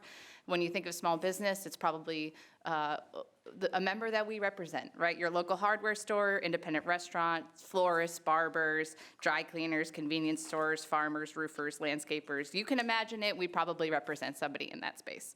The average size of our members, 10 employees, so we're talking about true small businesses. And they're an important part of New York State's economy. These businesses employ 40% of the state's private sector workforce, over 3 million New Yorkers. Their production accounts for nearly half the state's GDP. A staggering 98% of New York's businesses have fewer than 100 employees. A strong, vibrant small business ecosystem supports local tax bases, governments, and schools. 67 cents of every dollar spent at a local small business is reinvested into the community. Small businesses also enrich their communities through financial support, in-kind contributions, and volunteerism. 90% of small business owners have financially supported community or civic groups. 63% have provided in-kind contributions, and 76% of all business owners reported volunteering their time, according to a recent NFIB survey. Unfortunately, post-pandemic, financial challenges and New York's difficult business environment have taken a toll on small business ecosystem and New York's economy at large. According to Empire State Development, since 2019, New York State has seen a 2.2% growth in small businesses with fewer than 100 employees, but a 2.4% decline in employment among those small businesses. There are nearly 11,000 more small businesses with fewer than 100 employees, but 75,000 fewer employees working in those businesses. More troubling, small businesses with more than 24 employees but fewer than 100 have decreased by 4% over the last 4 years, and employment has fallen 3.8%. So reimagining the state's economic development strategy, supporting pro-small business priorities, addressing the state's outstanding UI debt, and stemming the wave of pay frequency lawsuits is the best way to spur economic growth. But I want to focus my testimony on this PFM report specifically. So New York State has to rethink its economic development strategy, and I really want to thank you all for pushing to commission this report, this independent report. I think we needed to do it. There needs to be accountability. We need to see the data. We need to see the transparency on if these programs are working or not. So The PFM report commissioned by the Department of Taxation and Finance demonstrates that numerous economic development programs are ineffective or inefficient. Of the more than 2 dozen tax credits and incentives examined by PFM, less than 10 generated a positive return on investment for the state, and several were inconclusive due to a lack of data. As an example, the film production tax credit is now over $700 million annually, right? We just doubled that recently. A massive sum that goes to multi-billion-dollar corporations, rather than small businesses right here in our neighborhoods. The program does not have an overall positive impact on the state's economy, yielding only 15 cents in direct tax revenue and 31 cents for all combined state tax revenue for every dollar invested. The PFM report also concludes that it's highly likely, given the existing workforce and infrastructure, that much of the economic activity would occur in New York State regardless of the credit. We've poured billions of dollars into certain industry sectors or regions with little transparency or oversight. So again, I commend you all for commissioning this report. Investigative reporting, research, and audits have shown that projects such as the $750 million state built and equipped factory for Solar City, the $14 million Central New York Film Hub, and most recent, the $100 million microchip factory in the Syracuse suburb have not generated the jobs or tax revenue promised. The effectiveness of these initiatives should continue to be subject to scrutiny, so I urge all of you to continue down this road of making sure that we're collecting the data, we're transparent with it, and doing these independent audits of these programs. I also want to just stress that I think these economic development programs need to be looked at because the money is not necessarily benefiting local independent business. If you look at ESD's portfolio of economic development programs, if you're an existing small business, the only thing that you really qualify for are loan programs. There's no tax incentives, there's no grants, there's no tax credits, anything of that nature. And most of these programs that are loan programs are sometimes useful to finance growth or expansion, but they don't offer the same benefits or advantages of tax credits, grants, or tax-free incentives. And I just want to be clear, I know my 5 minutes is almost such, I think they gave me 10 minutes accidentally. So I don't suggest the complete elimination of economic development programs. And they also should not solely be judged by job creation. There are obviously initiatives that can be measured qualitatively, right? Blight, making sure that we're sort of reinvigorating our main streets. There is a good qualitative analysis we can do on those such programs. So while I'm critical of some of these programs, again, I'm not advocating that we do away with them. I just think that we do need to look at them. And we also need to take a step back and look with a critical eye on if these are helping New York's existing small businesses, which make up half of the state's economy. So with that, I will conclude my remarks. Thank you. Thank you very much. And next, we have the Motion Picture Association. We have your testimony. It's long. Please don't even attempt to read it. Just highlight your bullets. That's a more effective model. Okay. Thank you, Senator. Co-chairs Ryan, Krueger, Skoufis, distinguished members of the committee. My name is Brian O'Leary. I'm tax counsel with the Motion Picture Association. We're grateful for the opportunity to appear before you to talk about, of course, the performance of the film production tax credit. As Senator Skoufis mentioned, there have been a number of reports over the life cycle of this program that have evaluated not just its direct results, but the induced and indirect results.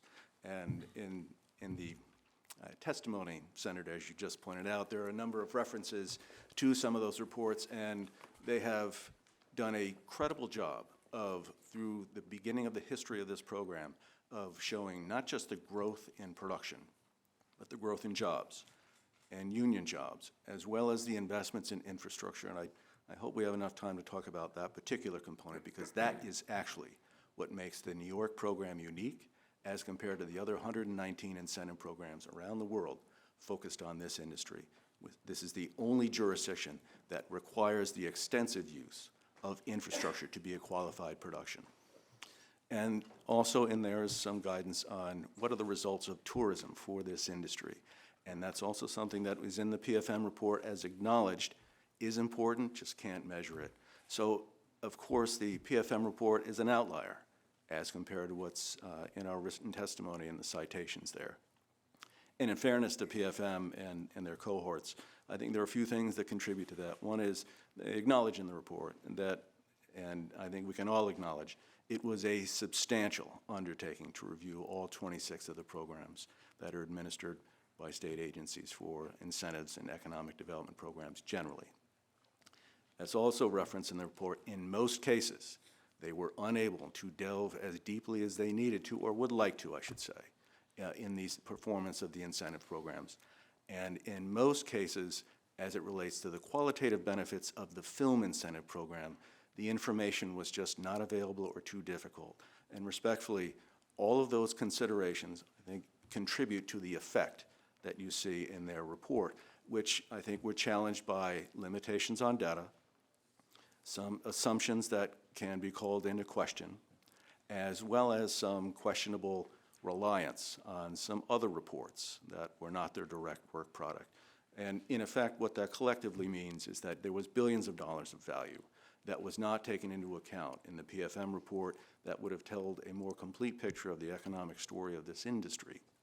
And of course, the role that the film tax credit plays. And you can start with just the very beginning of the program. So if you were able to access the archives of ESD, you would see this program in 2004 was a $600 million program. By 2022, the last year of the PFM analysis, it was a $5.5 billion. This is just the direct spending. So that trajectory, and you can look over the course of ESD quarterly data, as Commissioner Knight referenced, and it will tell you, you can see when the program ran out of money, you can see what happened during COVID, you can see what happened during the strikes, but otherwise there is this unbroken continuum of growth, which is not reflected in the PFM report, and perhaps because they didn't have access to that information. But in addition, some of those other reports do tell some important messages about job creation. And there is an HRNA report from 2018. I acknowledge it's a little bit aged now, but from 2004 to 2018, HRNA chronicled the growth of labor. IATSE, which is the stage mechanics, had a growth of 78% in their workforce. They also had a 3.5 times increase of hours worked per individual. And then with the Teamsters, which again, you probably know are the transportation workers, for the film industry, they had a 2.5 times increase in workforce during that same period and 3.5 times increase in their benefits. That's not captured in PFM. And in fact, if you look at Table 1 in that report, PFM would tell you that industry growth was flat in terms of jobs, about 6 jobs per 1,000 in the New York economy during this measurement period, during their measurement period.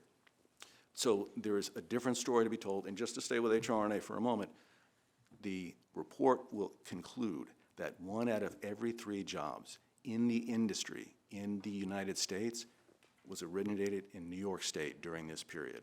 And 55% of growth for the New York film industry from 2004 to 2018, as compared to the rest of the economy's film industry across the country, which was 19%. Now, PFM would tell you that New York actually underperformed the national economy. I'm merely suggesting to you that there is information from other reports that would tell a more complete picture. So I realize I'm out of time. Thank you. Hi.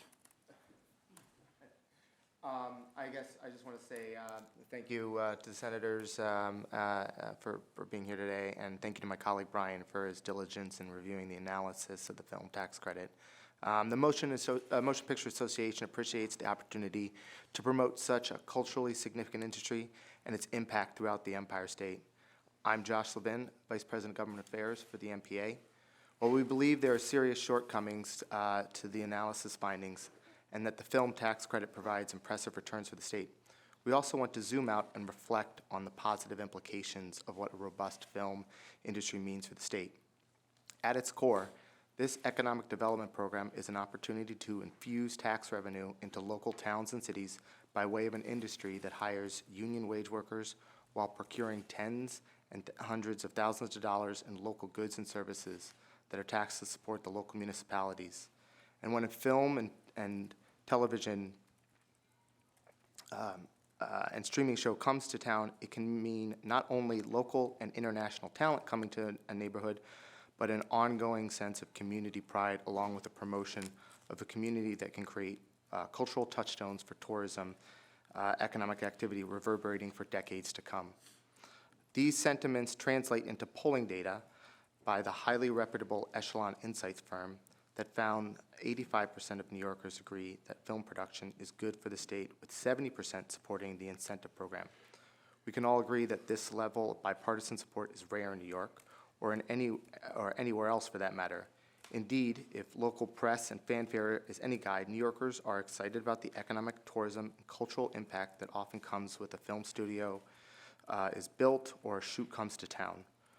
We're excited to keep this incentive program working for New Yorkers and look forward to answering your questions. Thank you. Okay. I feel like I should give you back 3 more minutes. Did I cut you off? Because it was 10 minutes for the two of you. Yeah, Are you good? I'll take it if I'm not wearing out my welcome. So I mentioned about infrastructure, and I just want to spend a moment, so maybe not all 3 minutes, but there is a lot of discussion about how this industry is a transient industry. And yes, each project has to stand on its own, and when it's completed, it moves on. And the idea is that you build an industry by getting repeat business, what Josh was just talking about. One thing that makes New York really demonstrably different is the idea that, and this is the origin of this program, you must use infrastructure as a production. You're welcome to come and shoot 2 weeks on New York streets, but if that's all you're doing, you're not earning a credit. And that will happen. But what must happen, if you're going to earn a credit in this state, is you must do 75% of your stage work at a qualified production facility in New York. So what does that mean? In 2005, there was 900,000 square feet of studio space. There were 11 sound stages, and there were 61 soundstage. There were 11 soundstage facilities, 61 stages across the state. So in 2022, there is 2.5 billion square feet of soundstage space. There is over 450 production facility stages that are certified by ESD around New York. A lot of that, of course, is concentrated in New York State. And what's important about that is there is a report, again, in our written testimony from NYU that talks about just the economic effect of construction of sound stages from 2019 to 2022, $1 billion and 6,000 construction jobs associated with building those stages. Right now, there are in 4 locations in Queens and in Brooklyn. There are projects that are underway that will, again, cost $800 million to construct. These are sound stages. The only reason those investments are being made is because it's a condition to eligibility under the New York program. So when we talk about the PFM report, I think any new literature on this program is an important contribution. It has to be put in context. And I talked about the limitations on that assessment, and there's a lot that hasn't been taken into account that I think is very important if you're going to think about this industry and its relationship with New York State. Thank you, Senator. Thank you. I believe Senator Skoufis is in line.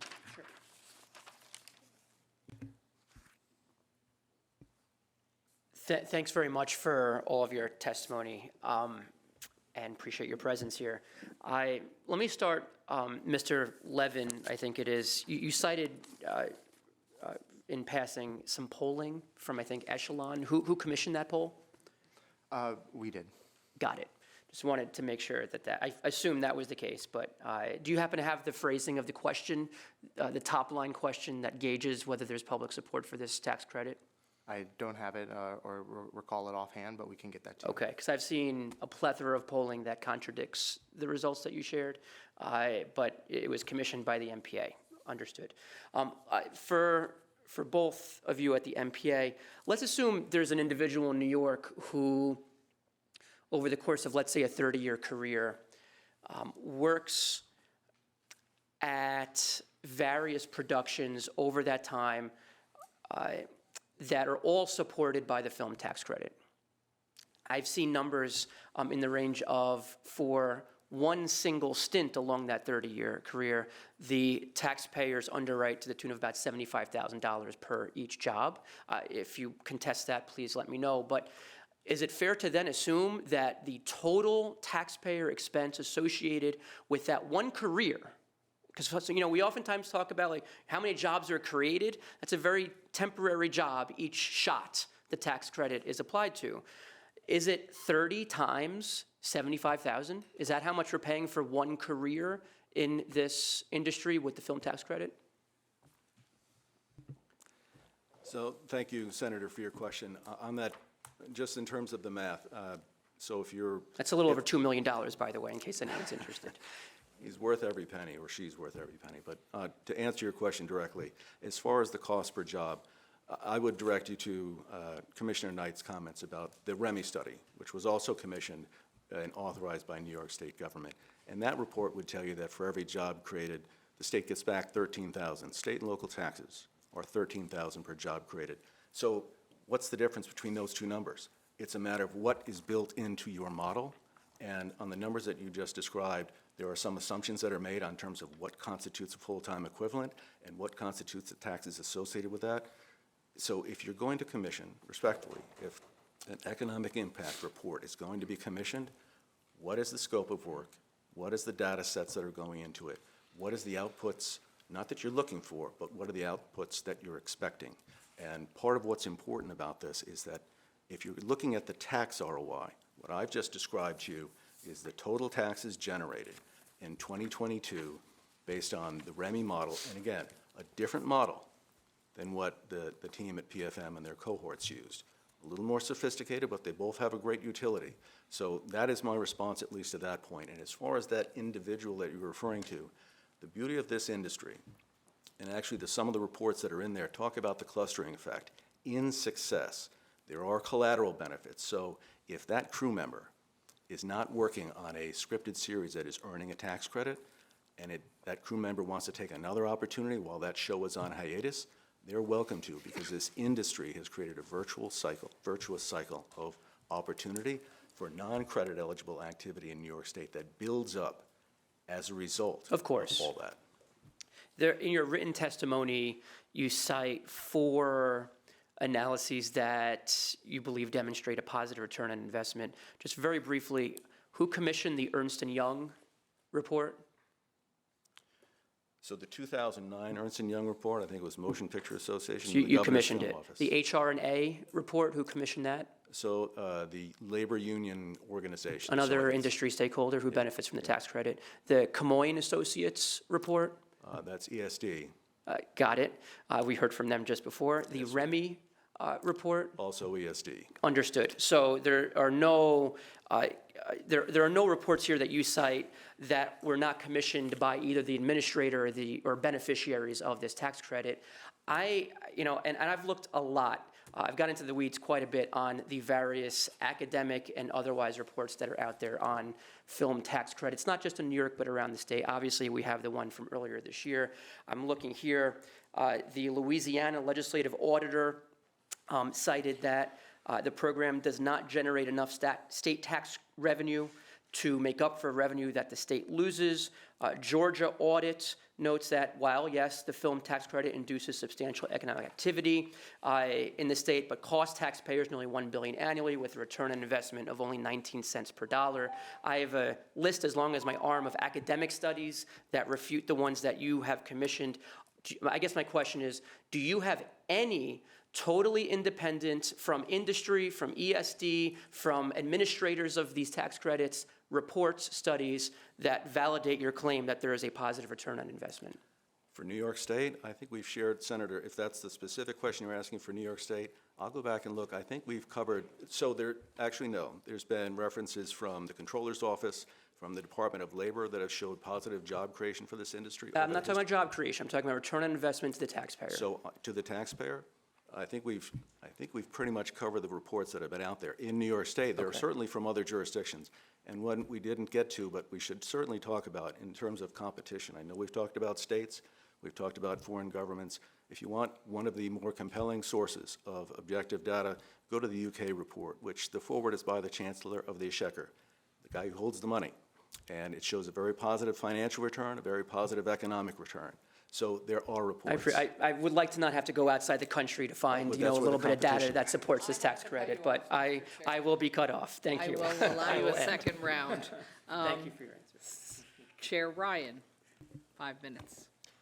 Thank you, Ashley, for your testimony. I'm going to try to judiciously use 4 minutes to talk to you and 1 minute for a question with my other folks. So I appreciate working with your organization because you come in and talk to us about essentially Main Street businesses, small machine shops, roofers, Right. florists.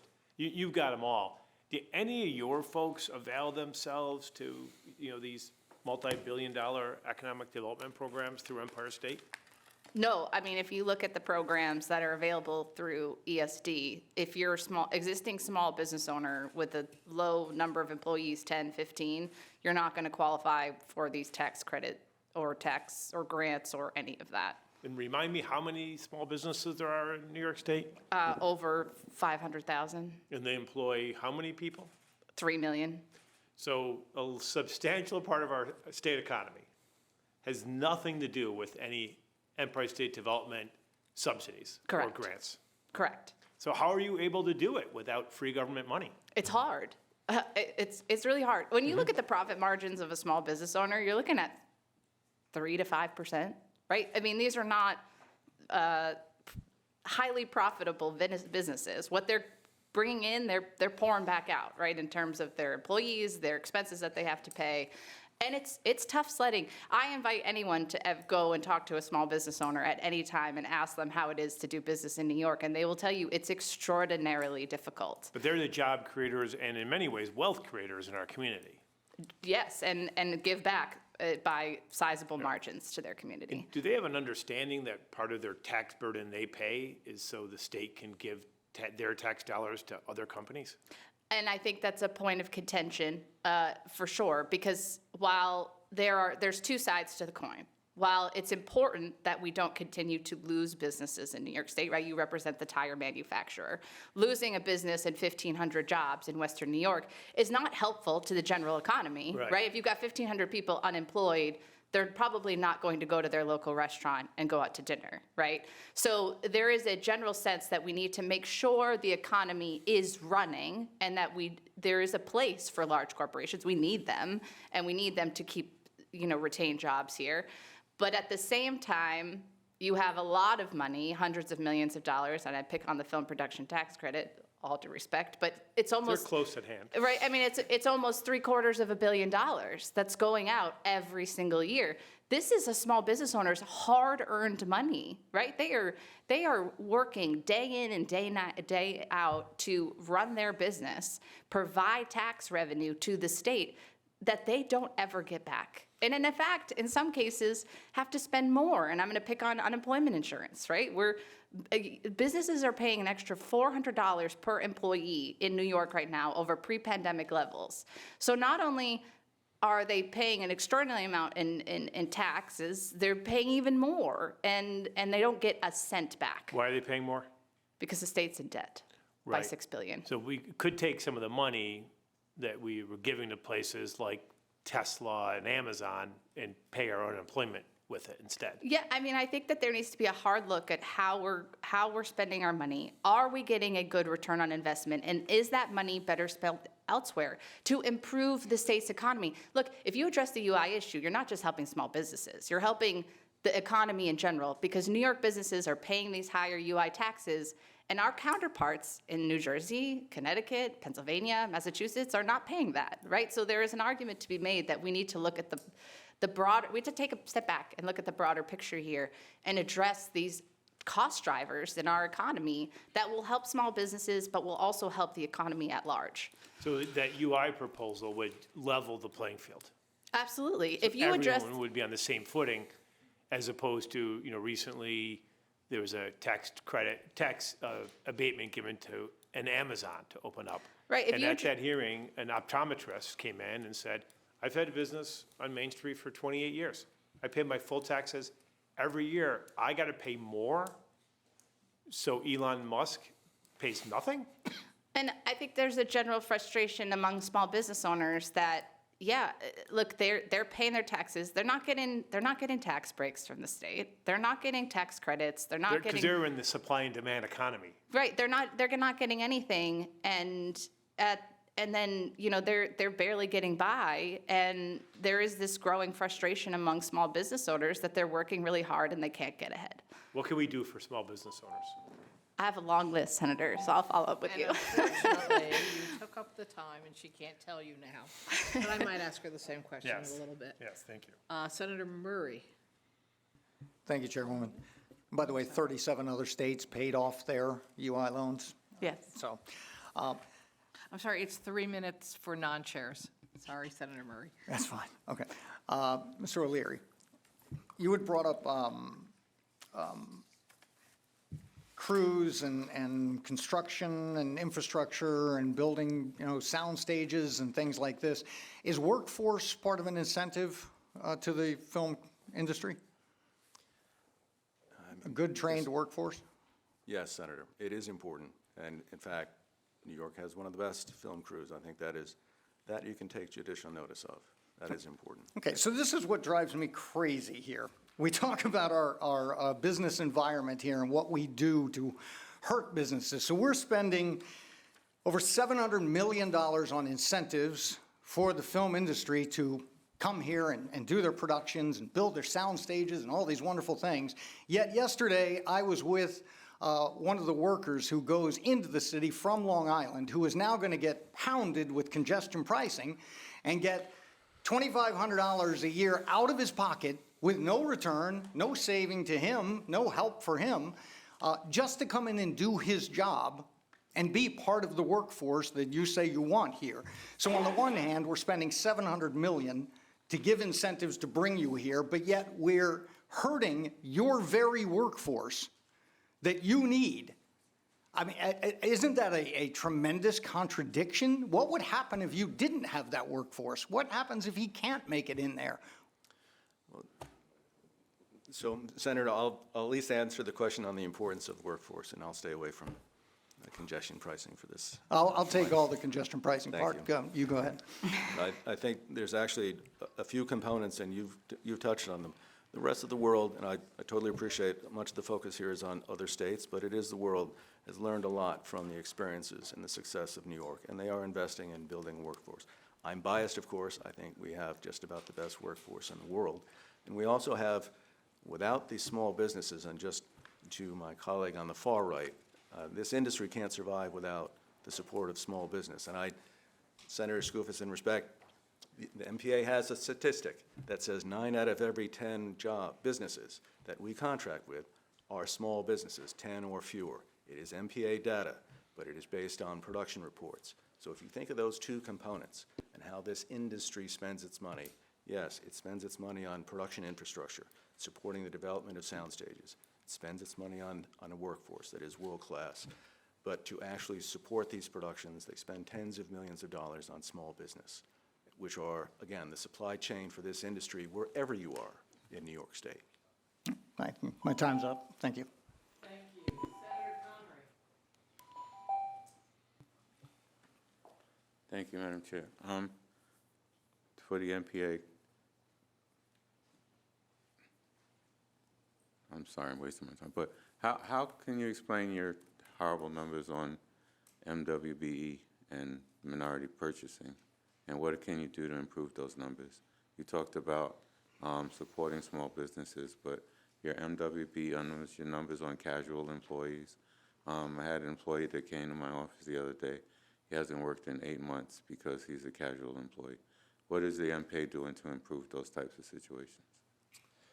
I mean, I think we're leaning into the state. The state recently started a Empire State Development, and the Governor's Film Office started an MWBE vendor database.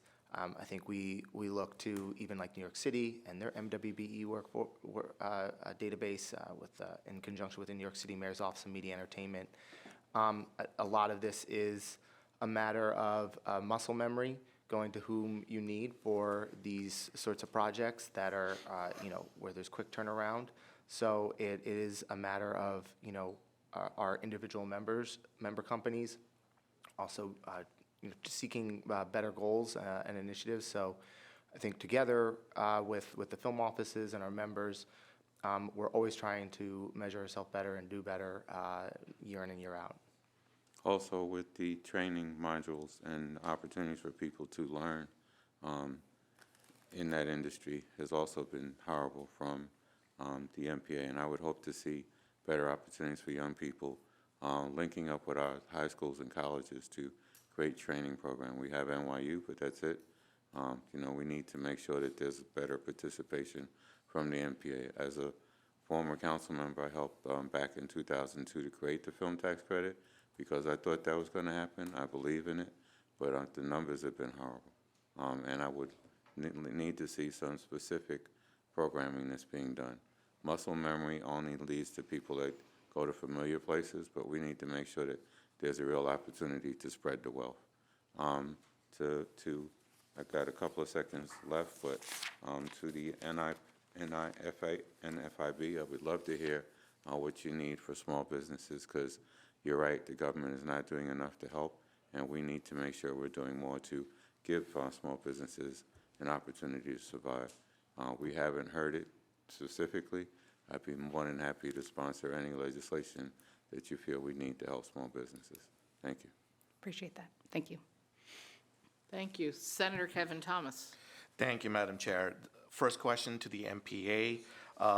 Just reading through the written testimony here, you talk about what PFM gets wrong, specifically the BLS classification, and that's the reason why there wasn't a positive rate of return. Can you expand on that?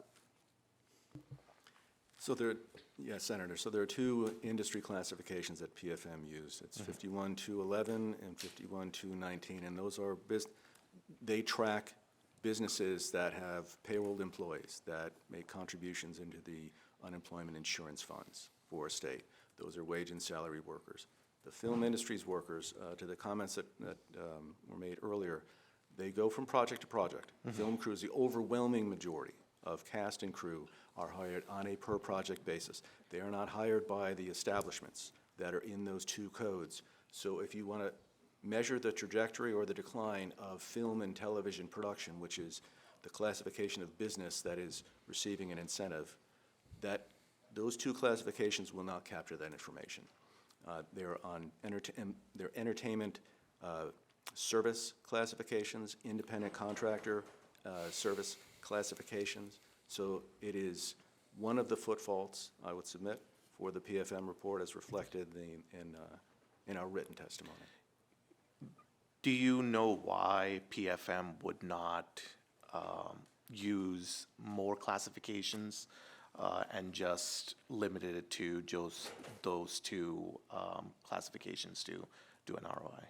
In fairness to them, I would only be speculating, but it is a common, in fact, the reports that they cite to as support for their position acknowledge in their literature, there's a Pennsylvania report that acknowledges the very point I'm describing, which is those classifications will not capture the film crew and cast member positions, so sole proprietors and actors and crew members that I described in the unions in the HRNA report. It could simply be a function of lack of familiarity with how to actually capture this data.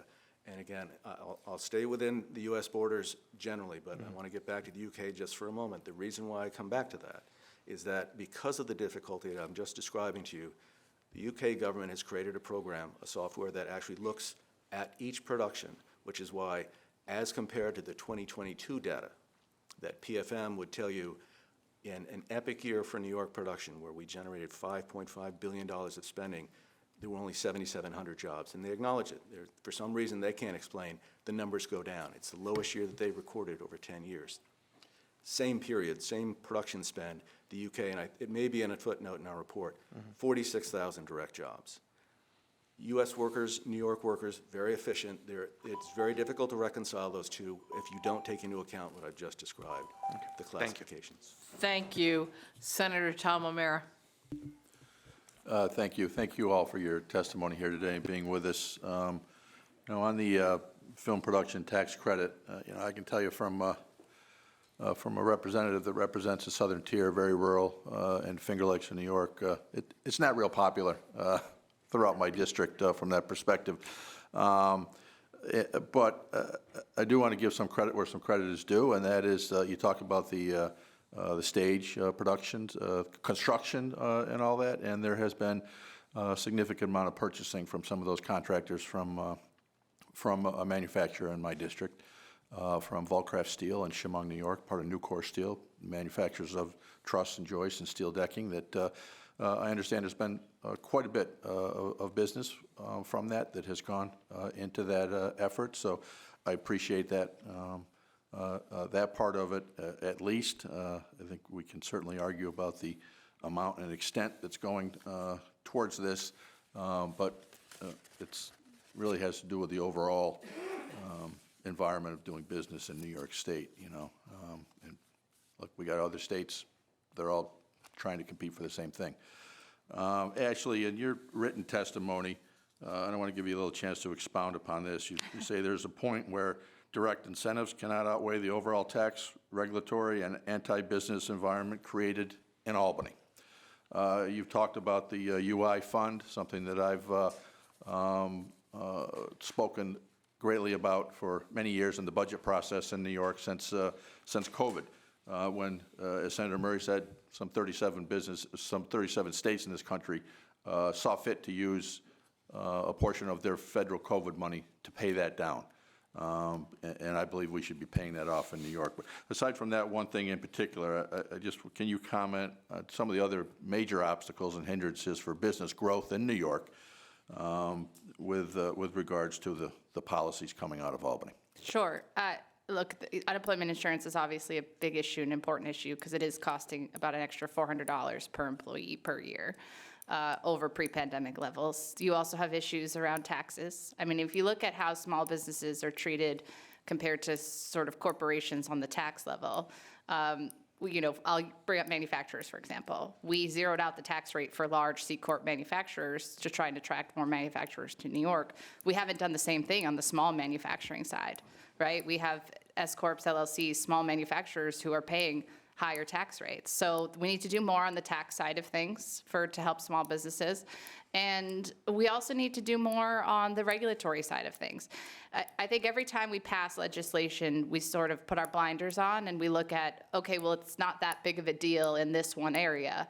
But when you aggregate all of them, when you pass 7 to 10 bills, that's an additional hurdle or burden. It has an aggregating effect when you do it year after year after year. And small businesses don't have human resource. They don't have lawyers. They're often doing this on their own, and that makes it hard. So those are some of the things that we really need to get at. Thank you. Thank you. Okay, I'll take my 5, thank you. I'll continue with you, Ashley. Sure. So I've actually been known to say, I even did it on the floor of the Senate once, and I got standing ovation from Republicans, which scared me, that I actually don't know why the state is deciding to be a venture capital company and choose winners and losers to give tax money away to or exempt from taxes, and that I actually believe that probably if we just cut out most of these tax exemption expenditures, we could reduce across the board our business tax costs. And then they could compete in a capitalist model, and some would win and some would lose, because I'm not sure government's supposed to be in the business of choosing who we invest in. Although I do think that there's a value to tax exemptions and expenditures to motivate public policy behavior we want to see. Like, we want to see businesses move to green energy. Sure. So, okay, let's give them incentives and discounted costs for modernizing to green energy. We want to see businesses do other things. Let's incentivize that. I don't know why we give tax incentives to oil and gas companies to the tune of over $1 billion a year. I'm pretty damn sure none of us think we're supposed to be using oil and gas. So following up on Senator Ryan's question, what are the kinds of things you think we ought to be doing that will assist smaller businesses? Because I, like he, agree the evidence is you are the job creators. Small and medium-sized businesses are the job creators, and we do want to make sure that you're there and spread out throughout the state. So can you just give me a couple of examples of your top priorities? Sure. So I think a couple, right, building on what I was talking to your colleague about. So unemployment insurance, right, we have to address that debt. It's dragging down the state's economy. And it stands at $6 billion. It's an extra $400 per employee per year that businesses are paying. We've got to address that. We can't let that continue, especially if we ever plunge back into a recession, right? We're going to be borrowing money on top of borrowed money, right? And we're just going to continue this cycle. But we have to talk about tax parity. There needs to be more tax parity between small businesses and larger businesses. We've done a decent job over the last several years of doing some small business tax cuts, but there could be more. And to your point about picking winners and losers, we share the same perspective that New York does not have a great track record in deciding who to invest in and who not to invest in. And we need to do a better job of deciding where those tax dollars go. And we would agree, you're better off using that money to address the broader business environment than you are just deciding where to invest. So I would agree with that, like your colleagues agree with you on that sentiment. We should not be using economic development incentives as we see fit and deciding that this business is worthy of it and this business isn't, and going forward with that. So that's a good way of doing it. And then also, we need to look at other cost drivers. Health insurance is extremely expensive in New York. We tax health insurance companies $6.5 billion in the state. That is part of the reason health insurance is expensive. It's not the only reason, but it is part of the reason. Those taxes are passed along. And what people don't realize oftentimes is those taxes really hit small business hardest because they can't self-insure like larger companies can and kind of avoid some of the cost drivers in the health insurance market. Small businesses have to absorb that. We also need to look at insurance costs. Insurance costs are extremely high in New York compared to other states. And there are some low-hanging fruit options to try to address some of those costs. We need to address fraud in the insurance system. We need to address abuse. And those are some areas that, and I can give you more specifics, and bills that many of your colleagues sponsor, and I think that there is much improvement that can be done to help small businesses generally. Thank you very much. You're welcome. I have 35 seconds. I don't even want to start with you all yet, 35 seconds. So I'm going to give that to Senator Skello, Senator Skello. It's my birthday. That's a bad one. Yeah, sorry. I would say too We're much both Greek, drinking, but the but I don't comparison's drink. in there. Senator Skoufis. Thank you, Senator Krueger. First for Ashley, I believe you answered this, but I just want to make sure I'm clear, and I want to put a fine point on it. On the net, do you believe that for small businesses, the film tax credit, given the purported trickle-down impact that we oftentimes hear from advocates versus the cost, on the net, is the program positive or negative for New York's small business community? I would say generally negative, right? I'll just give you one example, right? A film crew comes in for a week to film somewhere on location, let's say Albany. Is that good for restaurants and retailers for that 1 week? Sure, right? People are going out to buy their coffees and whatever. But you can't build a business model off of that, right? I can't open a coffee shop because 1 week out of the year somebody's filming there, right? So it's generally not. For $750 million, I question how much that's really helping small businesses generally. Thank you for that answer. And hopefully the folks who send hand-picked advocates to our offices claiming to speak for the small business community, touting how important this film tax credit is, will remember that the actual organization that represents small businesses strenuously disagrees. For the MPA, I see last month Gavin Newsom in California announced he is going to be pursuing a significant expansion of their film tax credit from $330 million capped to $750 million annually. If I'm not mistaken, New Jersey in the past couple or several years has made their program more generous. New York obviously made our program more generous this past year. I wonder, do you have any sensitivity or mindfulness? Because you know what happens when this type of news breaks, like California's last month, is all the other states then say, oh, well, they increased their amount. We've got to look to increase our amount. They increased their reimbursement from 30 to 40%. We should look at increasing our reimbursement from 30 to 45%. And there's this perpetual race to the bottom, as I would characterize it. And at the end of the day, the folks who win are the industry stakeholders. Do you have any sensitivity to that pinging and ponging that is happening all over the country and perhaps worldwide, that I can't speak to, that just makes these programs more and more generous in the interest of better competing with some other program that was just made more generous? Thank you, Any Senator. sensitivity to taxpayers in these states, these jurisdictions? So, Senator, if I may, I'll go back to Commissioner Knight's comments, which is, in all of your economic development programs, but since you asked me about the film tax credit, you absolutely need to think about what's happening outside New York's borders, which is not just what's happening across the river, but around the world, and making sure that you're benchmarking. There will be a point, and for example, I keep coming back to infrastructure. New York has been the only program that makes this requirement. There has been discussion over the years about how do we be more competitive? Let's take down this requirement. But New York has held firm. Why? Because it's one of the foundations of this program's success. I understand. You've made that point a couple of times. I appreciate So- that. Just maybe a quick question that'll lead me to another.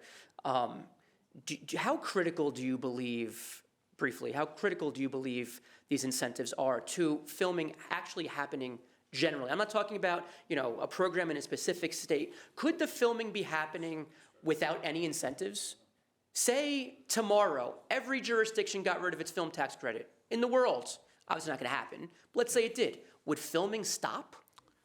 If filming was a subsidy, if film incentives was a subsidy, then the theory would be yes. But no, there would be less of it for sure, and it would be in different locations. That's what incentives do, is they drive How behavior. much less do you think? Is it on the margins, or like half would disappear if we weren't paying for these productions to the tune of 30, 40%? So the way the New York program works, it's not 30 or 40% of your... Some states are. Oh, there are some jurisdictions that are even more than that, and Yeah. that's New York's competition. I totally acknowledge that point. It's hard to know what the future's going to look like, because competition, even if you don't read the industry trades, you read the papers and know that competition is enormous. And that's for viewers, consumers, so I can't tell you... Well, it's enormous because of these Hunger Games that you are helping perpetuate around the country. Am I wrong in characterizing it that way? That's why the competition is enormous. So there are 120 incentive programs around the world, Senator. I assure you that governments are making decisions on how to spend their money based on their own experience. And you're what hiring they see. lobbyists to make these programs more generous, which perpetuates that competition. So I would submit to you that there are the programs around the world that have succeeded, I would expect will continue to sustain themselves. And in the face of this competition, what happens next year and the year after we're coming out of these industry strikes, we'll see the size of the industry. But New York is set up to succeed as long as it's got the foundations, a competitive incentive. I know that is a controversial point, but a competitive incentive, a world-class workforce, small businesses that support this industry around the state, as well as infrastructure. Thank you. Thank you. In defense of lobbyists, if we did away with them, half the people in this building would be out of work. Just saying. Including myself. Sorry. Any other question? I'm sorry. Wait, it's round two, right? Round two for both? Okay, I'm going to let Senator Ryan go first. Thank you. Sorry, couldn't help it. I have a question for the MPA folks. A lot of times in economic development, we have these theories that we come in with government money to, prime the pump, and then to get the businesses on their feet, and then we withdraw and eliminate subsidies. Is that what we're talking about with your industry? So, Senator, with respect to film and television production, each year, each project stands on its own. What does stay in place is the infrastructure that we've continued to focus on. What's But, that? The facilities, the production facilities. So that stays in place, but each project rises and falls based on its own commercial success. So priming the Does pump. that mean then, after the infrastructure is built, then you'll be taxed just like Ashley's folks? So after the infrastructure is built, that's what keeps the business recurring and in a position where you can Without a stay subsidy? longer. No, there are no subsidies. It's an incentive to Okay, the attract credit. investment. Without a credit, would credit disappear once the infrastructure is put in place? So I think this gets to Senator Skoufis' question. So if New York eliminated, this is not. That's not quite- my question. My question is, are we endeavoring to build a sustainable economy, one that can work in the free market without a credit? Or are we saying we have to have a credit, as long as we want this industry, we have to pay for it. It doesn't disappear. Like the Micron example, we're going to put this capital into Micron. They're going to build the facility, the infrastructure, employ these people, but then it goes away. Like, we don't keep giving them money. the idea is they'll be able to compete in the world's market, and those jobs would be here because we made this big investment. Is it ever going to go away, or are we always, is this like my, cross-country skiing? As soon as you stop, it all goes away? So, Senator, in terms of what happens to New York's incentive in the future, it can very well be informed by what happens outside of New York. So if New York were to, Just to be clear, I'm just asking you a simple question. Like, I don't really understand your business. Like, we usually invest in infrastructure, we help somebody get the facility going, and then they just run it because they said they can compete in the world. But are we saying for you folks that we only going to get this industry here as long as we always give the tax credit? so maybe I'll try to answer your question this way. Every program that I described around the world does not prime the pump for the film and television industry. What they look at is, what project are you bringing to the state? Putting aside infrastructure, putting aside crews, everything else, I have a film or a series that I'm going to bring to the state. In success, I will be able to attract it here. And if the But state... only if the credit continues without end. So in this competitive environment, it would be very difficult. I think the answer is yes, but we'll just cut it short. Ashley, did we have any successes last year for your folks? In the retail theft space, there was some successes, right? We needed to, particularly for retailers, we needed to crack down on retail theft. I will give one critique, the commercial security tax credit, which was geared towards small businesses. And this gets to access to programs. I think that, so the application period for that is already closed. I think most small retailers had no idea that that tax credit existed. It was through DCJS, which was not a agency that I think a small business owner would think to go to for said tax credit. So when we talk about access to programs, New York needs to do a much better job of making sure that businesses are aware of such tax credits that they could qualify for. I think there's also, it's a somewhat of a critique. There was an effort to repeal COVID sick leave this past year, which was a drag on business owners. No other state still had COVID paid sick leave. It was sort of done. It was done, but with a very, very long off-ramp, I would say. More should be done. Okay. Well, I look forward to working with you in the upcoming session to continue to focus on, these issues. So thanks for your testimony today. You're welcome. Thank you. Thank you. Senator Murray, you had. Thank you, Chairwoman. Ms. Ranslow, so I want to talk about something you had said about the small businesses, your members not being able to participate in a lot of these incentive programs. The reason we're here is we're talking about ROI and are these working, which ones are, which ones aren't. I'd like your opinion. If we were to just simply set the benchmarks, like just simplify the process here and set the benchmarks for, look, this particular program will be for job creation. So any company, regardless of size, if you were able to increase your workforce by, say, 20%, you can qualify. If we were to open something up like that and not just focus on the big ones, which many times end up being abysmal failures, if we were to open that up, how beneficial, what type of an impact would that have on the business environment and our economy? I think that's a thoughtful approach. I'd have to do some more digging on it, but I think that's an excellent point. And I'll point to the PFM study. They put this in, and I thought it really struck me. It said, smart incentives help businesses overcome practical barriers to growth. And customized assistance for locally owned small and medium-sized businesses can have a significant impact, right? PFM put that in their report. And that really spoke volumes to me, right? So much the time, businesses need help with capital investments, purchasing equipment, right? Mm-hmm. And, to your point, is there a way to look at these programs and tailor these programs in a way that we're looking at, yes, jobs created are important, but there are other factors, qualitative factors we need to look at. Are we growing the small business economy? Are we helping expand the small business economy? Are we making sure that small businesses whose businesses are doing okay are expanding here? I can give you so many examples of some small business owners in New York who are expanding, but they're not expanding here. Right. And they're not expanding here for a variety of reasons. but one, they're not eligible for programs. Right. Two, the cost of doing business here is too high, and it's just easier to do it elsewhere. But to your point, I think that's a valid point and one that should be looked at and discussed.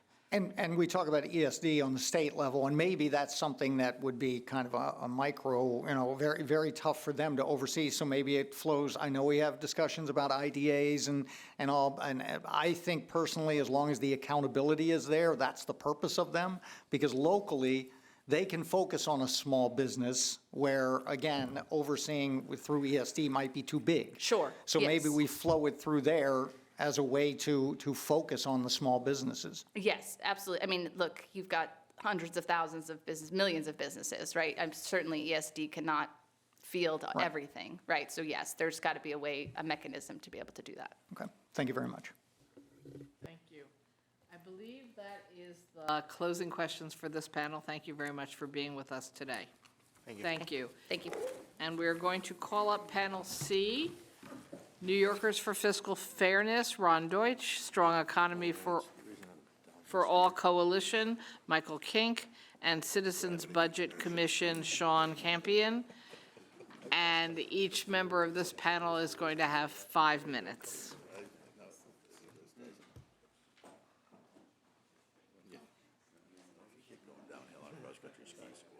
Hello.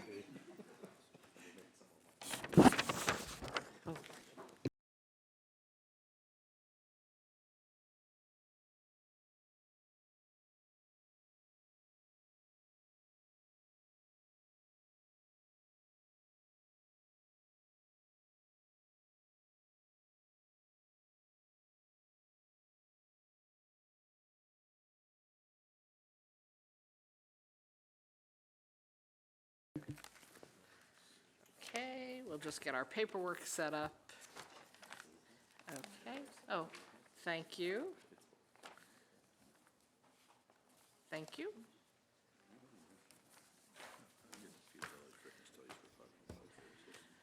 Okay, should we just go down the line in the order you were in? Ron Deutsch first? Let me Okay. Oh, wait, sorry, we have to swear you sign in. people in. Or swear them in, Yeah. whatever you want. Yeah, if you could raise your right hand. Be a lot everyone. of swearing. Do you solemnly swear that you'll tell the truth, the whole truth, nothing but the truth? Yes. Thank you. Okay, now, All right. each of you will have 5 minutes, and then we will have our time to ask all of you questions. Great. All right. Well, I will speed through this. I want to thank you all for allowing me to speak here today. I've been at this for 30-some years now, talking about reforming economic development programs. I believe this is a very broken system that provides billions in funds to wealthy corporations that could better be used for things like transportation, affordable housing, childcare, higher ed, all of which have a higher return on investment than all of these programs combined. And I do want to especially thank Senators Krueger, Skoufis, Ryan, in particular for much of the work that you've been doing championing reform measures around these programs. But let me just start with the PFM report. I would say on the whole, I think PFM did a great job evaluating these programs. It is a gargantuan task to do this. We should be doing it on a very regular basis, and it should be done with great care and to make sure that these are independent studies. One of the things that the report does not really answer, and it's one of the most fundamental questions that it was required to evaluate, was whether similar job creation or private investment would have occurred without the existence of state incentives. That is the but-for test that we all know about. It said it really kind of skirts around this issue and really kind of discounts what I think is a massive amount of literature and academic studies that have been done on this topic. Independent academic studies not funded by industry groups or anything of that nature. So we know that Professor Tim Bartik of the Upjohn Institute would say that for at least 75% of firms receiving subsidies, the firm would have made a similar decision to locate, expand, or remain in place without an incentive. and the academic research that's been done really bears that out. I would also say that the last evaluation that was done of New York's tax incentives was done by noted economists Don Boyd and Marilyn Rubens in 2013, and that was done for Governor Andrew Cuomo's Property Tax Reform Commission. And they basically said there's no conclusive evidence from research studies conducted since the mid-1950s to show that business tax incentives have an impact on net economic gains to the state above and beyond the level that would have been attained absent these incentives. So I would say that it defies common sense for the state or consultants to assume that every job at a company getting subsidies is the result of those subsidies.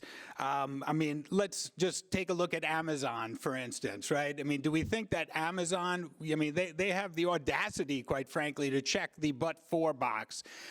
This is the wealthiest company in the world. Jeff Bezos does not need our money, and if you look at deals that have been done, like the Niagara County IDA, they gave Amazon $94 million in property tax breaks, $26 million in sales tax breaks, $3.5 million in mortgage recording tax breaks. And who's making that up? Well, it's the small businesses that Ashley was talking about.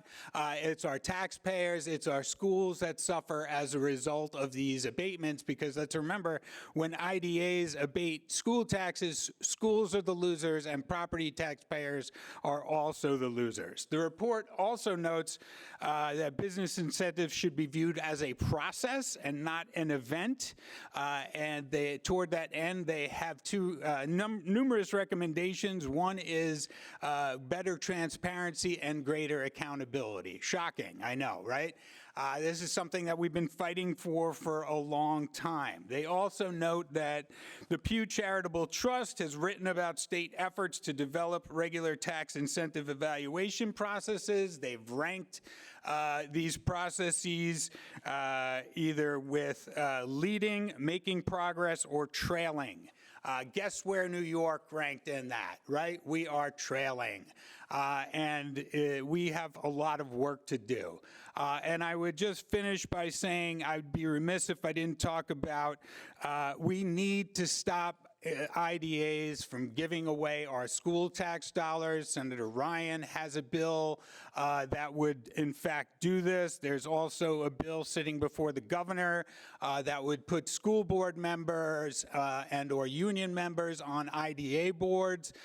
Schools don't have a say in the money that's being given away that they should be getting by these IDAs. We're also going to be putting out Reinvent Albany and Good Jobs First, a report later next month that details how pilot payments that are not included in the tax-based growth factor of the property tax cap are in fact creating negative property tax caps and are harming our schools even more than we thought. So thank you.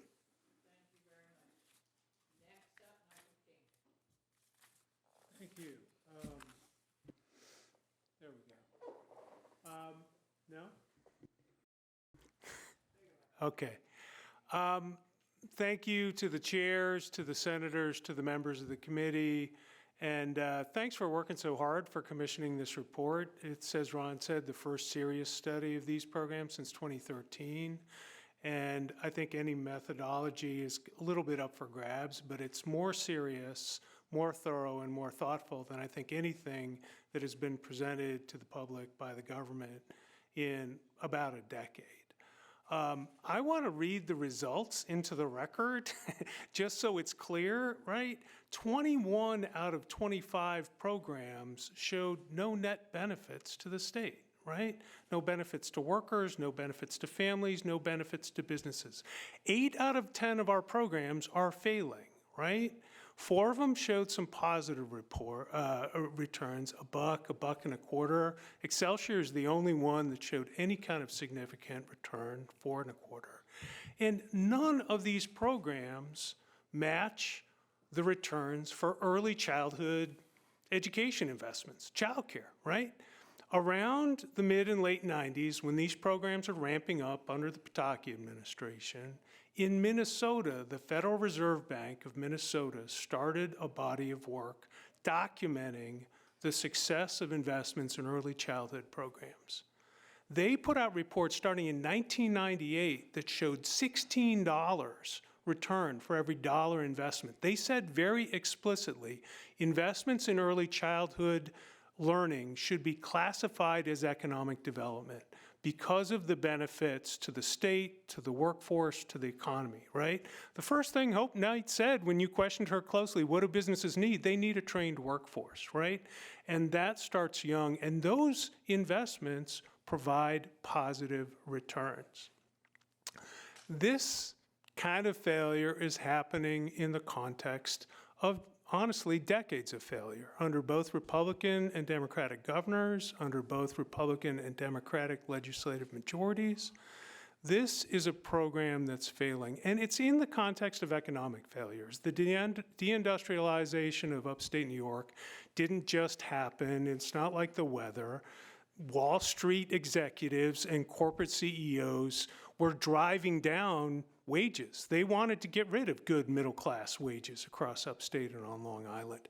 Our infrastructure was destroyed by capitalism. If the state is going to do something to fight back, broad-based investments in the kind of public goods and services that benefit all businesses, Ashley's businesses, Amazon, everybody else. If you've got kids that can learn in school and go through early childhood, K to 12, higher education, if you've got beautiful public parks, libraries, those are the kinds of things that attract large, small, medium-sized businesses.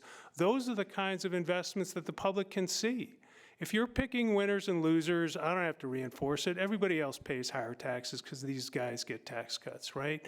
People struggle over the utility bills all over this state, and Amazon is being offered free green energy for their AI centers. It's ridiculous, and I think it's part of the broad anger and dissatisfaction with government. So I'm heartened to see members from both parties, folks from the left, right, and center criticizing these programs. We don't need more boondoggles. We don't need more scandals. We don't need more corruption. What we need are good, strong investments in public programs that benefit all New Yorkers. And that's something the legislature can accomplish. Our recommendation is to take the $11 billion that we spend in state and local programs. IDAs exist because you guys authorized them. You can unauthorize them, right? These are all creatures of state law. If you take 20% of those every year over 5 years and move $11 billion out of subsidies to profitable corporations and into the kinds of public investments that people can see and feel in their communities, we'll get more in return, and I think the people of New York will be more satisfied with their government. Small businesses will grow. Benefits will come to all communities across the state. That's the smart way to do things. We should not repeat the failures of the past. We've got a couple decades of failure, and I think folks are angry enough that it's worth going in a different direction. Thank you.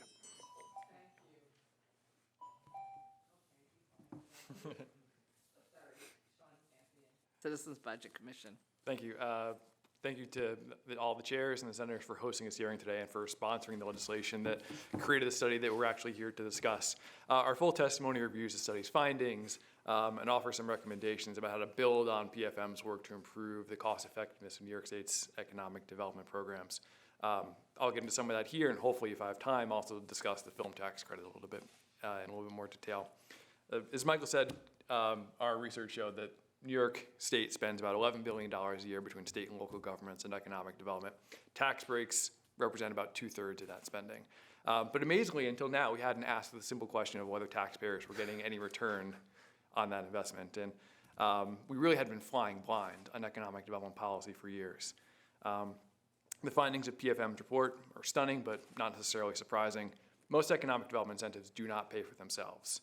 And in particular, the ones that stood out as not paying for themselves are those that are really targeted at specific sectors, not just film and TV, but also life sciences, alcoholic beverage production, and a number of others that showed up on the negative side of the ledger. On the positive side, it did show that some evidence that small number of performance-based incentives like Excelsior do actually pay for themselves. But as Ron said too, we still need to follow up on those findings to confirm that they're actually effective and that the inducement effect, the hypothetical but for that PFM found, actually bears out when you look at firm-level data. These findings really should be a wake-up call, and New York should keep what works and amend, narrow, or eliminate the programs that are found to be ineffective. And ensure that the tax credit programs that we do keep are designed in ways that reward actual performance rather than activity that probably would have happened anyway. And we should continue to evaluate those incentives on a regular basis. But as we've talked a lot about today, it's more important that the state really focus on making New York a more attractive place to do business for all businesses and not just a select few. The vast majority of New York businesses have never received a tax break and will never receive a tax break. And their success really depends on getting the basics right. Having high quality public services and infrastructure, having reasonable taxes and sustainable spending that are competitive with other areas, and also an issue that hasn't come up yet is addressing the housing affordability crisis. To be fair, the tax revenue generated by a tax break or even sort of tax revenue generated off of job creation isn't the only way to judge the value of a benefit or a tax credit. But absent for paying for itself, a tax break really should only be renewed if there's clear evidence that a program is the most effective way to deliver a quantifiable public benefit or deliver value in some other way. And really based on clear qualitative research. Because too often New York has continued to expand its incentives without proof that they work, and oftentimes in a lot of cases both at the city and the state level, despite evidence that they're ineffective. Our full testimony goes into some more guidelines on how the state can build on the PFM report to improve the effectiveness of these programs. Four that I was going to highlight quickly. As I said before, it's important to study what works and what doesn't and modify everything accordingly. It's important to ensure that whoever's doing these independent evaluations, that evaluator has the tax data it needs to actually evaluate programs effectively. There's some legislation for New York City, but nothing on the state level. Continue to avoid picking winners and losers. And also to build on the seeming success of Excelsior and use performance-based incentives to make sure we're only awarding activity that actually has happened. But I think it's also important to note that limiting the use of economic development incentives is easier said than done. Even in the PFM report, they acknowledge that it's difficult for any single state to unilaterally exit what's become a race to the bottom to attract and retain businesses. But I think at the very least, lawmakers can start by reining in the least effective tax breaks and better targeting the incentives that remain. And quickly, I just want to talk about how the film tax credit is a prime example of the challenge of actually doing this. As Senator Skoufis mentioned before, in the wake of New York upping its tax credit, New Jersey and California had already responded. New York's increase is already in response to New Jersey. Those expansions resulted in significant amounts of foregone revenue and questionable returns. PFM categorized it as really at best it's been a defense mechanism to defend New York's industry against competition from other states. And that's proven costly. Since 2007, the first year that we have records, New York State has spent over $5.8 billion on the film tax credit programs. But it's, we can get into employment more, but its share of film production employment nationally has increased by less than 1 percentage point from where it was before the film tax credit went into effect in 2004. Ideally, going forward, we think that New York should retool its film tax credit programs to surgically target the incentives for portions of the industry that are truly at risk while shrinking the amount that's being spent without impact, and really for laser targeting on those sectors that actually, portions of the industry that need support. Thank you. Thank you. Should I go to you first? Because I keep going to him. I think Senator Skoufis Oh, you want does Senator Skoufis to open us up, yes. Not at my request, let the record reflect. So thank you all for your testimony, being here, the work that you do. An answer that I found interesting from the ESD commissioner was she did not agree, or would not, I guess, acknowledge that return on investment was the paramount consideration when it came to whether to award incentives. I wonder what your reaction to that is, and if you believe that it should be the paramount consideration. I mean, you want to? Okay. I mean, it should be a consideration. I think for a lot of incentives, and the PFM report goes into some of the details of this, there are some qualitative benefits that aren't captured in there. For the brownfields credit, for example, it's also helping to remediate land that's been contaminated and return it to productive use and put it back onto the tax rolls. There may also be benefits of trying to increase or boost employment in one geographic area over another for equity reasons, or to build off of other investments that the state is making in transportation or other infrastructure. But it has to be really clear that absent a return on investment, that rationale is very clearly articulated and understood and quantified, and there's a real public benefit coming out of that. And I think in the absence, a lot of times that is left out of the debate. But at the same time, you still have to value and figure out, like, this program is not returning, it doesn't have a positive ROI. The job creation isn't returning more in tax revenue than we're giving up, but that's okay because it's doing X, Y, and Z. Without that information, you can't even make that statement. I guess I would add to that I think the return on investment is a critical part of all of these programs, and making sure that the public is getting a return on its investment when they are subsidizing businesses. But I think, the reality is, we're doling these incentives out like candy, and businesses are taking advantage of them because they are there. When you look at survey after survey of what businesses are looking for when they want to locate in an area, again, they're looking at skill level of the workforce. They're looking at the infrastructure. Can I get my goods and services to market? Looking at, do my employees, are they going to be able to have access to childcare? These are all important things when businesses choose to locate. Yet we discount those things here in New York in favor of this kind of economic largesse that we heap upon many businesses. Why do you think ESD's reports, evaluations that they commission all happen to all come back as positive returns on investment? Well, the cynical perspective here is she's under oath, and, a lot of what's happening here is politicians paying for press conferences. You get a ribbon cutting. You get a few headlines for a few days. I don't think that really addresses the real needs of New Yorkers or the real needs of the economy. But for an executive, it may, get you through the day. The legislature, I think, has a stronger, deeper role in fairly and, honestly appropriating public resources. If you want to get a good return for the people of New York, then you need to look at it closely, whether or not this agency that administers it does. Anyone else on that question? Did you find, as I did, the Excelsior Jobs tax credit ROI in the report surprising? It was the most meaningful positive ROI in the entire report. I mean, historically, it was honestly seemed to be the first time that we ever had actual job creation requirements.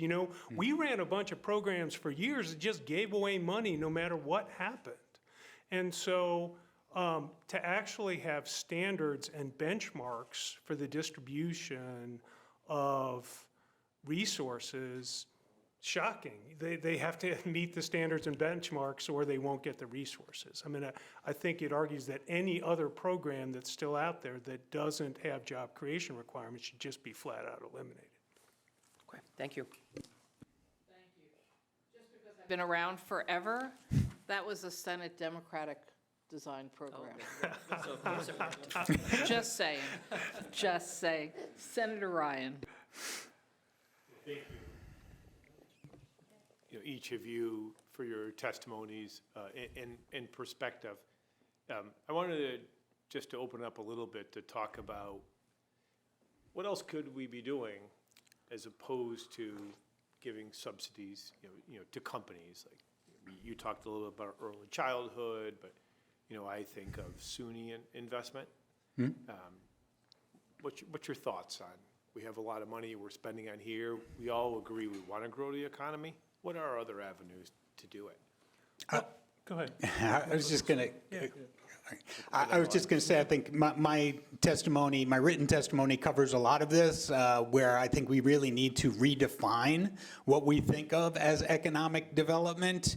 The current paradigm, I don't believe, is working for anyone except a select handful of businesses that get this economic largesse. So, I think we need to figure out a new way to, attract business to New York State, to keep businesses in New York State, and I think that has to do more with investments. I mean, think about this. If you want to think about economic development, when we invest in things like the MTA and transportation, when we build new subway cars, new buses for New York City, those are built in upstate New York. And that is an incredible economic development tool for upstate New York and for job creation. So I think we really need to take a step back, and I think this report has done a good job of helping us to think about different ways that we can approach this, but these programs need to be continuously evaluated. I would argue for public goods and public services that benefit all businesses. Early childhood, K through 12, higher education, clean water. We have incredible strengths in hydropower and clean energy. We should build on those things. The state has honestly among pretty much the best publicly financed healthcare programs in the nation. If we had the guts to do a single-payer healthcare program, the only one in the country to do it that could allow businesses to offload their healthcare expenses and be assured of a well-educated workforce with a lot of good employees, that could be a game changer. Those are big picture things we could do. The other note I'll say is, climate change is real, and upstate New York is among the best places in the country ready to respond to the changing climate. If we made good, solid investments in public infrastructure in upstate New York, we could attract some of the businesses that are going to be fleeing from those low-cost states in the South that are tortured by floods and, multiple 100-degree days all throughout the year. Let's say New Yorkers for fiscal. I'll separate sort of two buckets. One is sort of within the toolbox of economic development. Tax credits are just one piece of that. It's also, direct spending, and it's also, things like workforce. They all have different costs, they all have different returns, and sort of putting them on the playing field and figure out what's most cost effective to actually achieve that goal. I think there's a lot of evidence from, Tim Bartek especially on the value of workforce development incentives as well. And you sort of having this, you can sort of put them on the same playing field to compare what's cost effective. Is it incentives? Is it spending? Is it workforce? Is it education? Whatever it is. The other piece is sort of the broader business climate, and it's not just sort of levels of taxation, levels of regulation. Is it easy to build? Is it easy to hire? Is it easy to expand? We get into a number of those in our testimony. Ashley has hit on a lot of those issues too. It has to be, New York has to be an attractive and competitive place to do business. And, those types of policies, which aren't necessarily direct spending, also have a big impact on, the ability to, attract, retain businesses and attract a workforce. Excellent. I'll just come back to you. You mentioned there's a great bill out there about prohibiting IDAs from giving away school taxes. Did you hear about that one? What's wrong? What's wrong with it? There's so many things wrong with it. I just think it's, first of all, it's a really horrible idea to provide tax breaks on the back of our schools and the backs of our property taxpayers. So what IDAs do, they give abatements up to 10, 20, 30 years for property taxes, in particular, and in New York, 60% of our property taxes are in fact paid to our schools, right? So this is money that schools will not be getting. This is money that other taxpayers and other small businesses are going to have to make up through the property tax process. So there's that. There's also the fact that, as Senator, I believe, Krueger brought up, was the fact that these IDAs, their whole existence is based on the fees that they get from the deals that they make, right? They pay their salaries, their budgets are construed of those dollars, so they are incentivized to make more and bigger deals in order to get more money. Then couple that with the fact that their legal counsels also get millions and millions of dollars from these deals as well. So, there's a whole cottage industry around IDAs right now that does nothing to benefit the people of the state of New York or the communities in which they serve. Are there good IDA deals sometimes? Sure, I'll concede that sometimes the deals work. But by and large, I think, these IDA deals are bad for communities, bad for taxpayers, and we need to figure out another way to approach this. Thank I you have to very much. cut you off. Thank you. Senator Comrie. Thank you all, gentlemen, for being here, and I appreciate your testimony and your insight. How did IDA start? Can you enlighten me, anybody know? I believe historically they started in the 60s. And they were, designed obviously to try and help build communities, build jobs in communities. But I think, over the decades, we've certainly gotten far away from potential original mission. And, unfortunately, we're not monitoring these IDAs as well as we should. There was just a policy provision inserted into the last budget, thanks to Senator Krueger, that would create a local database of deals similar to what you've worked on in the past at the state level. We need that to work. We need to understand where all of these dollars are going, what the impact is, how many jobs are being created, what the cost per job is, to determine if these are effective at all. So we need to do a better job of tracking the programs, but by and large, this is just simply the wrong way to do economic And who development. do you think would be most effective in making that analysis? Making what? Making that analysis to track that and see if the effectiveness of these IDAs. I think, looking at all the metrics that the IDAs use, having a robust authorities budget office, which is supposed to, monitor and evaluate IDAs. They've been woefully underfunded and understaffed over the years and lack the teeth to really, put pressure on IDAs to change the way they're doing business and to, in fact, penalize IDAs that are not operating in good faith. I was hoping you would say that the authority's office needed to be more robust. That's something that I put in a couple of bills on last year, and I hope to focus on it again. My time is short. I just want to thank you, gentlemen. I hope that you can continue to raise your voices on this subject so that we can push the legislature to make that happen and the governor's office to make things happen. We need transparency, and I definitely agree with the issue of communities losing their school funding with these IDA payouts. So I guess as I'm getting more gray hair, I'm getting more conservative, but reality is reality, that we have to focus on making sure that we are preserving our dollars for what we need. And the idea of creating more physical infrastructure to make neighborhoods more livable and improve the quality of life is something that's important to all of us in this state. And I agree with you, with climate change, New York is becoming more and more viable as a state to be in. I've had the honor of going upstate to the Adirondack Foundation, and they've talked about just that issue. Thank you. Thank you. Senator Kevin Thomas. Thank you, Madam Chair, and thank you to all of you for coming up here to testify. I think we can all agree that ESD can do better with these tax incentive programs, and I'm not sure if the three of you were here when I asked her about, what they do to oversee the program. She responded by saying, after 2 years, they do a study to see whether it worked or not. Obviously, that is not how we should be running these programs. What would you say we can do better? What would you recommend that ESD do instead of waiting 2 years to see if, the actual program is bringing in a positive ROI? I think one thing we could do is have a requirement that every tax exempt, it's not just for economic development, but it could be for housing as well, that tax incentives are regularly evaluated independently on a regular basis before they're set to expire, so that the legislature... Regular basis, like how would you define that? Like every quarter, every year?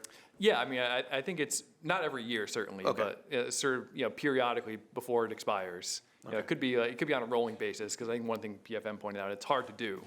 and you need a lot of data to do it well, and take a deep dive into it. So it could be on a rolling maybe like every 4 or 5 years, but key tied to before the renewal, so that the legislature has the information to evaluate a program and decide whether to keep it, change it, end it before they come up to a vote. And that's I think that's the key point, so that you have the information necessary to act on it one way or another.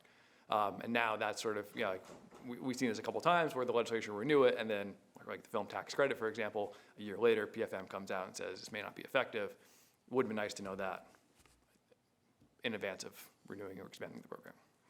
It's hard for me to be calm and measured about ESDC. I mean, you had a CEO sit here and testify under oath that she didn't know the budget of her own agency. People on public assistance are harassed aggressively to redocument their eligibility for services every single month. And you've got huge profitable corporations and an agency with 1,000 employees that can't track things for, every couple of years they ask a few questions. I think it's really outrageous. And I think we should demand accountability from any corporation that it's getting public resources of this magnitude. They have enough staff that they could be, guarding them closely like they were under the basket. I don't understand the hands-off attitude when there's such a documented failure to deliver what the public is paying for. Yeah, and doing the same thing over and over again and expecting a different result, I think we know how that's defined, right? Sounds like you guys would be in favor of Elon Musk's Dodge. No. I'm not in favor of a lot of Elon Musk, I but think the government should do Too things. soon, Kevin. Too soon. he's already got nearly $1 billion from the state of New York, right? So, He could cut himself. yeah. Okay, I might be last. Anyone else? Sorry, Senator Murr? No? Okay, so I'm last. So I talked about earlier that I do have a bill that would require a timeline on how long any tax expenditure or credit existed and then would have to be evaluated. Also, I think my bill is on a rolling basis. So it sounds like you would agree with me on that. Would you agree with me on that bill? Yep. Okay. Next question. Do any of you think it would be a good idea to continue to give tax exemptions or grants to private sports stadiums or casinos? I would not be in favor of that. I think the research bears that out, that it's a bad deal. Absolutely not. CBC? Well, we haven't taken an official position on every deal unilaterally, but most of them have not shown a return on investment, so no. Okay. I'm going to leave it there.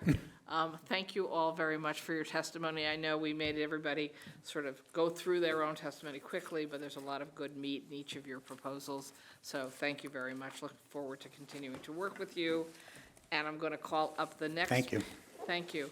The next panel, Reinvent Albany, John Caney. And yet you're not John Caney. Hello. Remote. Oh, remote, excuse me. Ooh, the screen popped up. Okay. All right. So someone's going to hand us testimony, and then we will start with you, John. Thank you. Right. See what technology does for us all? Thank you. Okay, thank you. Senator Skoufis, would you like to swear in our guest? I would be happy to. Hi, good afternoon. Do you solemnly swear that you will tell the truth, the whole truth, and nothing but the truth? I do. Thank you very much. Okay, we've actually given, you're a one-person panel, so you have 10 minutes to go through your testimony. Thank you so much. And I am the real John Caney. Thank you, senators, for having me and allowing me to testify remotely. I really appreciate it.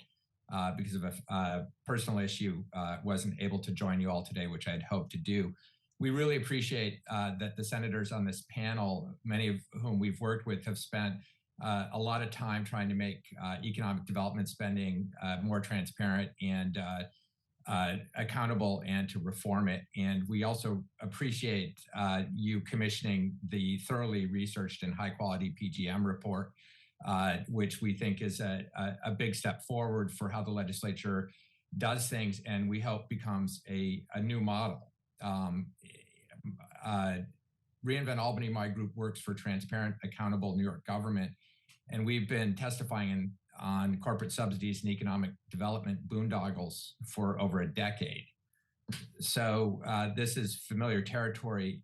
And, we strongly support taxpayer investment in public infrastructure, education, training that spurs jobs and economic growth. Our group was not founded to fight corporate subsidies, but the billions that New York State and local taxpayers are shoveling into subsidies for big businesses have been so utterly and repeatedly debunked by independent analysts broadly that to us, it's just obvious that these subsidies are wasteful, economically and fiscally irrational, purely political, and in some cases even based on pay to play, not public interest. And to that end, we note that the last director of the authority's budget office was just fired earlier this year for being too publicly critical of IDAs while working with one of the senators on this panel. And this entire panel and this topic is really within the context of tremendously powerful special interest groups that are just getting enormous amounts of tax dollars because of their political influence. A couple notes from previous speakers. Unfortunately, we believe that ESD is functionally part of the governor's office and thus politicized, and in our view, completely lacks the capacity to objectively evaluate the subsidies they administer. The consultants that ESD prefers to hire are typically captive to the subsidized industries being scrutinized and are often viewed as biased and untrustworthy by independent experts. My organization and myself personally have reviewed hundreds of reports done by academic and think tank analysts from across the political spectrum on the topic of economic development subsidies, corporate subsidies. And it's pretty apparent who is an independent expert and who is paid by industry when you review those.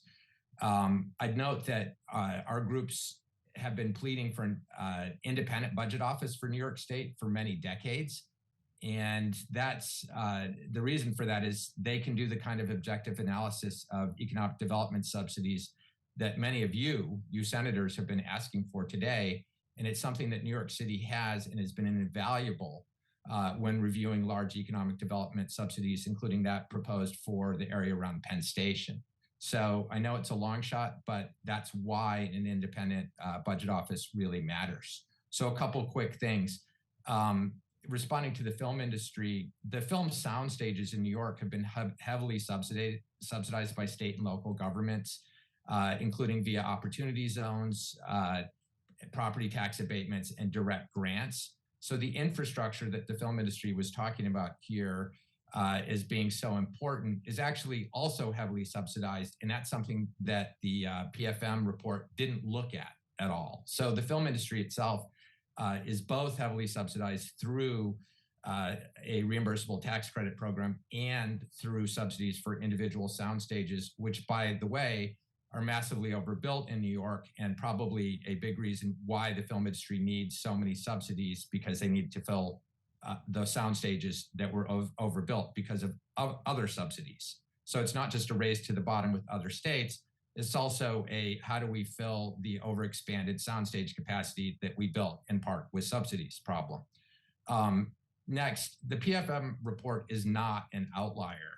It's completely consistent with a massive amount of evidence and studies conducted by experts who are not being paid by the subsidized industries. And I appreciate that the senators were very persistent in emphasizing that distinction between consultants paid for by subsidized industry and those not, because the results of their analyses are dramatically different. And people who do not have a pocketbook interest in these subsidies consistently and overwhelmingly find the subsidies to be uneconomical, inefficient, wasteful, whatever words you choose to use. And in fact, the industry and ESD Commission reports are the outliers when you look at the totality of all the research on these topics. So here, it really is upside down world on planet Albany when it comes to reports like this. and the information that you all are presented. On the PFM report, despite the fact that it clearly touched a nerve with the film industry and others, in fact, the PFM report, if it has a flaw, is that it actually dramatically understates how inefficient and wasteful the various reimbursable tax credit programs, including film TV, are, because PFM in their report assumes that all jobs are due to the subsidy that they receive, which is not supported by any research whatsoever. In fact, the best research suggests that for jobs that are not film TV, at most, it's 1 in 4 jobs are located due to subsidies, but it's much more probable that it's less than half of that, so somewhere between 2% and 10%. So something to consider there. And other research on film TV finds that, you know, roughly half of film TV jobs are due to subsidy decisions. So by assuming that all these jobs are due to the subsidy, PFM actually presents a best case for the industry. And that shows you really how bad and inefficient these programs are, because the report is scathing. Note from on the small business representative, who was great, we completely agree that New York state policies and spending are totally skewed, massively favor big corporate and big money investors over small businesses. Could spend hours talking about this topic, and think it's important that their rep brought that before you. We also agree that it's really damaging to small employers that New York raised UI employment rates instead of doing what every other state did, which is to pay off the federal COVID UI with federal COVID aid, getting a little afar from what we're talking about. But still, that's billions of dollars in additional taxes on small employers. There's many, many things that the legislature can do if you want to promote small businesses and do it in a way that's, you know, politically and popularly directed, connected to that, including things like investing in aid to localities in their IT systems, which are usually pretty wretched. And that modernized IT is with an emphasis on business processes could really help with permitting and records and things like that that are costly for many, many small businesses. So you make that much more seamless, and you just take a big pain out of starting small businesses and doing the paperwork. Stadiums, convention centers, casinos, arenas have been studied extensively, and they are a total waste of money. And we could do a whole hearing on that, and happy to bring in huge amounts of evidence, but they are not a good investment of taxpayer dollars. And to that end, these subsidies are not free money, which just has to be said again and again, that you spend $1 on a subsidy for a job that is only a job and creates no public benefit, you're not getting much for it, because you can create a job that does provide a public benefit. For instance, a construction job, you know, building a new bridge, improving a road, improving a subway system, you know, getting lead out of the water, et cetera, and you get the benefit both of the job and of the public benefit. For any direct subsidy that you're giving to a business, it means that you are only getting the job part. You're not getting the broader public benefit, because the multiplier, which is what PFM studied, is not better for a film job or a public job. 4 things we're asking you to do quickly. 1, get PFM or another firm to answer the but-for test. That is, would this job exist or without this incentive? This is really, really important. And it's not impossible. There's a ton of research on it. Tim Bartik, who has testified before the Senate previously, is considered the national expert on this at the Upjohn Institute. He has done huge amounts of work and collated enormous amounts of work by others on this topic. It's totally doable. to get a reasonable estimate of the but-for estimate. And I would strongly encourage you to do that as the follow-on to this. We can talk about that further. Next, stop treating this as magic money, free money. Wait. Oops. I'm sorry, John. So your bell went off, so I'm going to cut you It off. did. So we. Okay. Oh yeah, I didn't think you heard it because you're in I New didn't York hear City. it. I didn't get It my didn't go bell. that far. Okay, so now we're going to shift to the asking you questions part. Thank you very Absolutely. much for your Thank you. detailed testimony. Senator Sean Ryan. Thanks for your testimony today. I just had a question about the but-for test. Local IDAs around the state are always wrestling with this because when companies come in often, for either an expansion, they often check the box on job retention. And I think it's an awful position for them to be in. So it's not just like we need an expert to come look in backwards to look at what we did, but how do you propose looking at this, going forward? Like if you were on the, County X IDA and a company comes in and says, yeah, we need this, or we're going to let 50 people go. Like, how do you get to the bottom of that?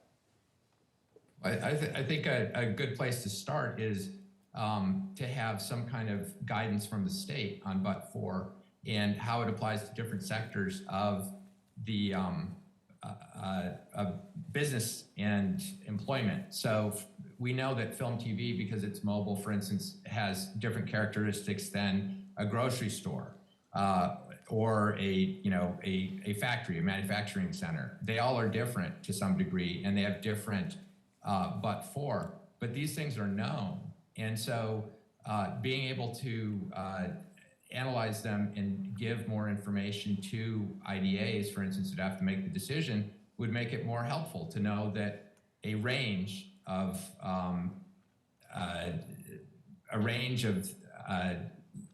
jobs from this kind of industry are influenced by subsidy. So as I mentioned earlier, the best estimate is probably subsidies affect 1 in 4 at most. It's really 2 to 30% or 2 to 25% of jobs and business locations. Generically, that's across all business sectors. So that's why doing the follow-on test report is so important, because it really helps illuminate how much subsidies influence business siting locations and job creation for different industries. Thank you. Thank you. Senator Comrie.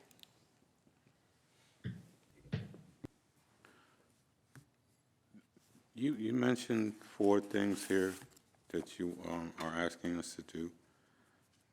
Of the 4, what do you think is the most possible to get done? Is it the reimbursable tax credits, or the changing the tax code and decoupling it from the federal opportunity tax zone breaks? Well, look, if I may, very quickly, 1, 2, 3, 4, do get the but-for test, get the reimbursable tax credits on budget instead of having them as magic money that is totally off budget and not in the financial plans, which we think is a big problem and perhaps unconstitutional, because they are expenditures functionally, but we pretend they're not. Decoupling from OZ, that's a generous bill the Senate passed it previously. We hope you pass it again and even expand it, because the Trump administration or incoming administration is talking about expanding it, and there's no reason New York taxpayers should be stuck with that. And then there's Senator Ryan's bill, S89, which we think that the Senate should pass, and he probably does too. So that we hope is realistic. So I didn't include that one. I had assumed that was going to pass. So, Yeah. And I would like that to pass. So I'm just curious. Do you agree with eliminating IDAs, or do you see it still there's a need for them with any amendments or changes? I think IDAs are completely out of control and are wasting more money than ESD. And at this point, Is there a model you would like? I'm sorry, I'm short on time. I don't mean to cut you off. It's a political question as to the appetite and ability to curb them in, but we would support vastly reducing and capping their amount that they can abate and having a more standardized governance model. Okay, thank you. And just in considering some of these incentives, other than ROIs, what would you think would be a compelling reason to continue a tax incentive? Eliminating the ROI factor.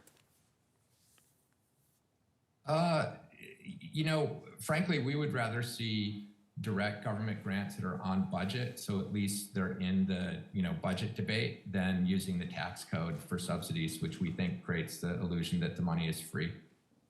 Thank you. Thank you, Madam Chair. Thank you. Anyone else? Just double check. Okay, well, thank you very much for your testimony, John.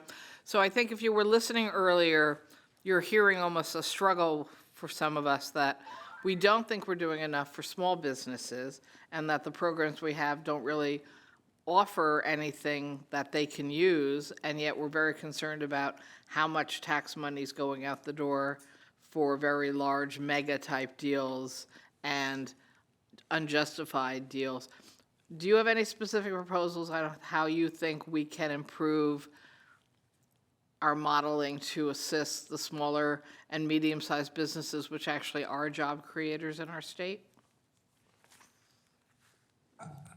I like the idea of doing a hearing and going through specifics with small business owners so that you can categorize it, and also reducing and capping the size of the subsidies that go to the bigger businesses and being very explicit about the size, the segment of employers that are getting the subsidies, which is something that ESD does not do.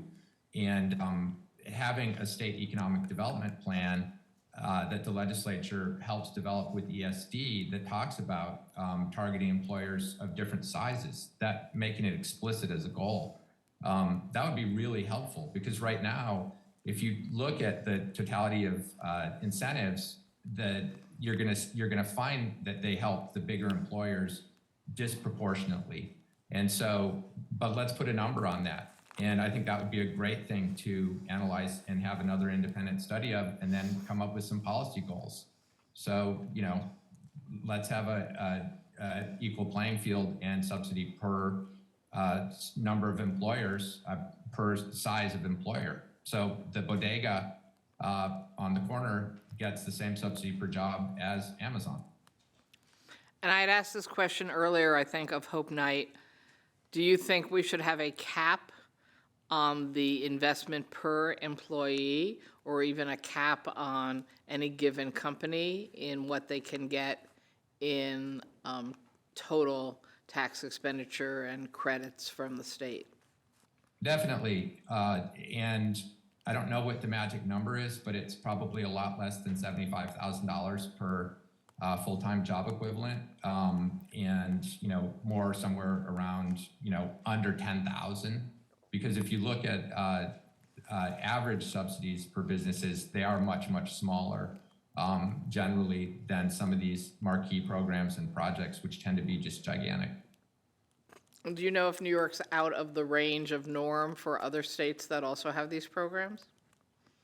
Yes, New York has among the highest subsidy per employment of any state in the United States, in the aggregate. New York is when you look at the totality of subsidies provided through all the different tax programs and all of the direct spending on stadiums and arenas and whatnot, New York is in the very close to the top, if not the top, in most national rankings. We are subsidy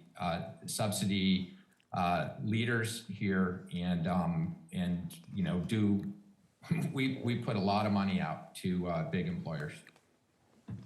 Thank you. Thank you very much for your time and your testimony today. And we saved you the trip to Albany, even better. So thank you very much. Thank you. Appreciate it.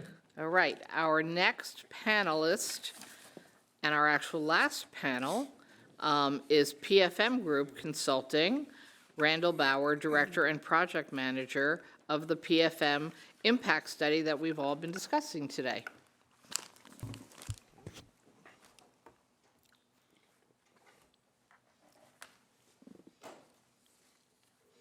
Thank you, and Senator Skoufis is going to swear you in. Once you're comfortable there, good thank you. afternoon, Mr. Bauer. If you could raise your right hands, do you solemnly swear that you'll tell the truth, the whole truth, and nothing but the truth? I do. Thank you. Excuse me. Welcome. So there's obviously been a lot of conversation already. It's been interesting to hear my own report critiqued. And you were last by design. Well, I appreciate that. So you have my prepared remarks, and I'm not going to go through them. A lot of them is a distillation of key points from the 300 and some odd page study, which I'm surprised so many people have read. So thank you for that, and thank you to the committee chairs for the opportunity to present. And thanks to each of the senators for your interest in this subject. What I'm going to do is just do a brief introduction. Then I'm going to go to our recommendations next, because I want to make sure I get them into the record and discuss them. And then some of the salient points related to topics that have been discussed amongst the other panelists. So as a start, as mentioned, I am a director, Randall Bauer, at PFM Group Consulting. I led the project team that conducted the 2023 study. Under my direction, PFM has conducted well over 100 incentive evaluations and or advised on business incentives for 10 states. PFM is a non-ideological firm. We've done studies in this area in blue states like Hawaii, New Mexico, and New York, red states like Indiana and Oklahoma, and purple states like Nevada and Wisconsin. The project team included 2 PhD economists, Dr. Jerry Paitis of Fourth Economy, who led the economic impact analysis, and Dr. Ellen Harpel of Smart Incentives, who was a subject matter expert on incentive design and led the analysis of workforce-related incentives. So I'm now going to go just to our recommendations, and some of which have been touched on by other speakers, and I appreciate that. So kind of what we view as next steps for the state, if we were advising you on this process, is that, one, you should develop a regular cycle or schedule for evaluation of tax incentives, because once every 13 years, it doesn't provide sufficient oversight or opportunity to engage in continuous quality improvement. The states that are seen as leaders in this area do engage in those types of regular activities, and having been a part of that in the state of Oklahoma for 9 years, they have acted continuously on some of our recommendations, not all of them, of course, but it has led to improvement in those programs. And those changes have been made both by the legislature and by the administering agencies. So there has been good buy-in in terms of the work that we've done. It's often noted in performance measurement world that what gets measured gets managed. Incentive evaluations are a form of measurement, and I'm confident it would improve the overall management and oversight for the state if you get on a regular cycle. Most of the states that are on a regular cycle are on a 4 to 6 year cycle, and you identify what are the incentives that you're going to want to evaluate. In the case of Oklahoma, they have an independent commission. They have the ability to not evaluate any incentive that has less than $1 million of financial impact on the state in any particular year. That allows them then to focus on the ones that have the most effect on the state and on its budget. So there are a variety of effective models for this process. The Joint Legislative and Audit Review Committees in both Virginia and Washington are recognized as very strong evaluation operations. They are legislative-driven audits. There are other states where the function resides in the executive branch, although I personally believe it important that it be separate and distinct from the administering agencies of the incentives. That is, for conflict of interest reasons. And finally, Oklahoma and a few other states have used a private evaluation model, which also removes issues related to conflict of interest, and that's the work that we have been doing for 9 years since the start of Oklahoma's process in 2016. The second is that the state should also evaluate non-tax business incentives. These may be appropriation-backed programs that support research and development, other business-related activities, grant programs, low-interest or forgivable loan programs, and other types of support. I think the discussion around the IDAs is very interesting. That's not a model that exists in several of the states where we've done evaluations, but it certainly appears that it's important for the state of New York. So my background is I worked 11 years for the state senate in Iowa, and I staffed economic development and budget and tax issues, and then I was budget director for the state when Tom Vilsack was governor. One of the points that I've always made is that most any incentive that may be provided via a tax incentive can also be provided on the expenditure side of the budget, and you should weigh that for efficacy. As was mentioned by a previous speaker, that does tend to give you better control over the actual expenditure as opposed to a refundable credit or reimbursable credit, where, as has been noted, a check goes out and you really have no way of making sure that that it's a sufficiently, that you have a budget to handle that. So third is that the evaluation process should consider factors other than economic impact. I'll talk a little bit about economic impact in following remarks. So the Oklahoma statute, which was developed in conjunction with subject matter experts from Pew, requires each evaluation has to include all the following: an estimate of the economic and fiscal impact, assessment of whether adequate financial safeguards are in place, whether the incentive is being administered effectively, whether the incentive is achieving its goals, recommendations on whether the incentive should be retained, reconfigured, or repealed, and recommendations to any changes to state policy, rules, or statutes that would allow the incentive to be more easily or conclusively evaluated in the future. And that's, if any of the discussion in the literature of incentive evaluations, the issue of data always comes up. And the only way that you can really ensure that you have the data is to have a contractual relationship between the beneficiary of the incentive and the state. And that's one of the reasons why I also think some of the as-of-right tax incentives are not particularly effective, because you do not have that ability to enter into that kind of contractual arrangement. So this specific set of evaluations in Oklahoma has proven effective. As I said, over the 9 years that we've been engaged, there have been notable changes to state statutes. Some incentives have been eliminated. Some have been modified, and administrative processes based on this evaluation process have been changed. The final of the 4 recommendations is that the legislature should ensure that all tax incentives have an identified purpose and goal and an ability to determine effectiveness. Program purpose and goals are generally in place, but the missing component in many instances is the means to obtain the data and information necessary to determine the effectiveness. And that's a critical component of incentive design and should be something that the legislature is mindful of as they develop statutes around incentives. Now I want to go back and talk about a few of the issues that have been raised in the discussion. So for economic impact, as has been noted, we use one of the standard economic impact models, IMPLAN. I kind of take exception to the suggestion that REMI is a more sophisticated model. It's a different model. It looks at different things. From my experience, it's more useful in transformational types of exercises around tax structures or other changes. For the kinds of meat and potatoes estimates that we're doing on this exercise, IMPLAN is perfectly fine and is what is used most widely around the country. Qualitative impacts are also important. So there has been a lot of focus on the ROI, only on the quantitative aspect of our analysis. And throughout it, we also bring out the qualitative aspect of incentives. And that's more of a judgment call. And you have to weigh it against what are you going to use as determinants as to whether something is qualitatively important. And that is a judgment call. We use a disinterested third-party perspective on it, and it comes out in each of the analyses. So I will use a for instance. The return on investment on the quantitative side for the brownfields program and the historic rehabilitation credit come out to about the same ROI as the entertainment credits. I believe they're more effective because they have positive externalities. You're returning property to commercial use. There are benefits to the surrounding areas that where that remediation or improvements are being done.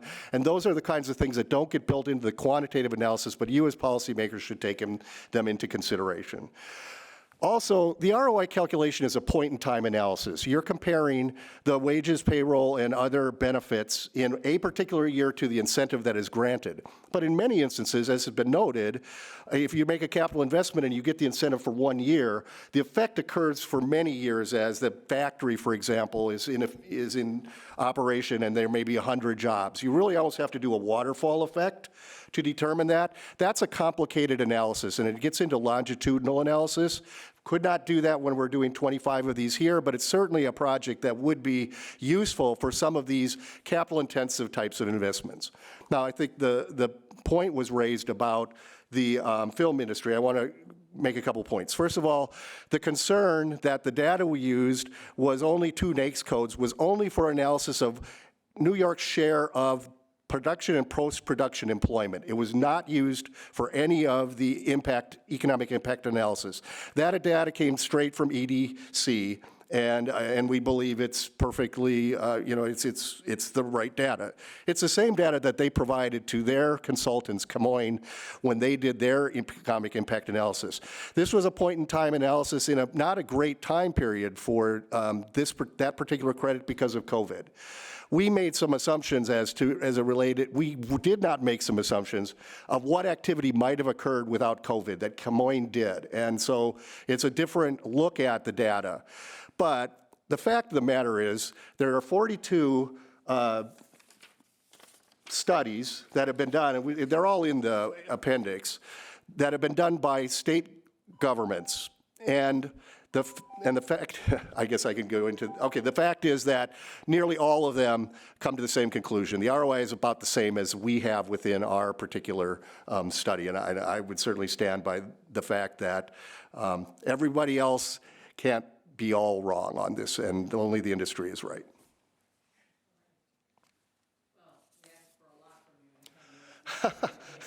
I have more. 100-page report? No, It's thank all in the you. written comments. Thank you. I know that Senator Skoufis wants to be first up. I don't have to be first, but I'm happy That's to. okay.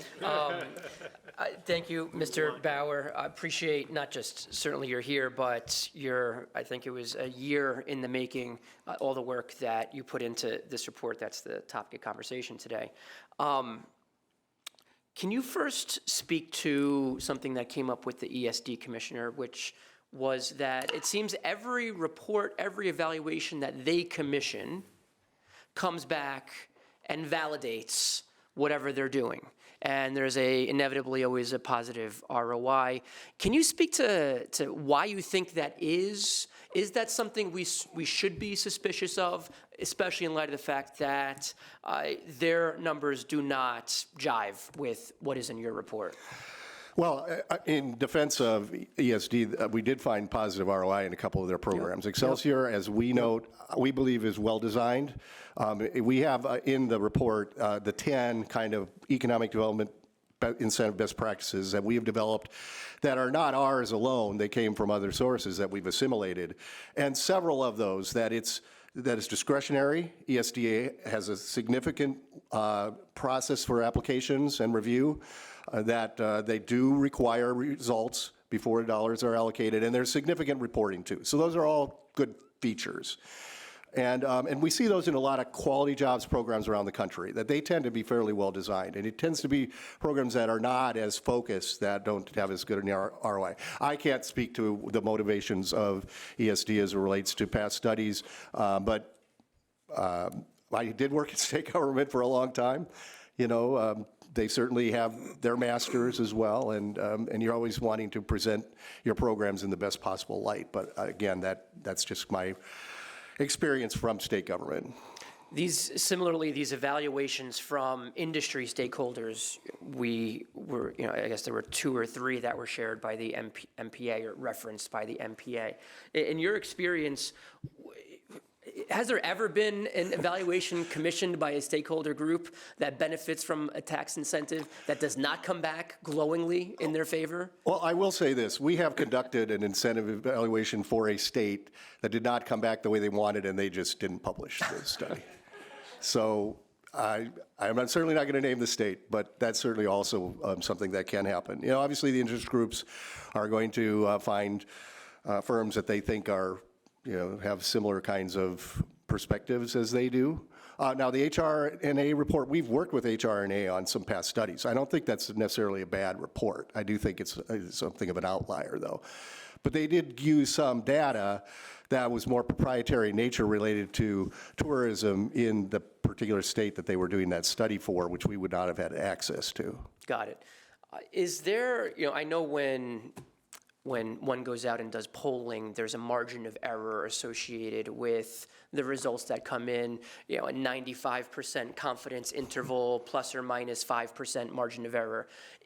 Is there anything equivalent here that you would suggest that we keep in mind when looking at your quantitative data here? Well, I do think there are several things that you have to keep in mind. One is the but-for test is an important issue, and we address it in our report. And we do note that we don't build in a specific number.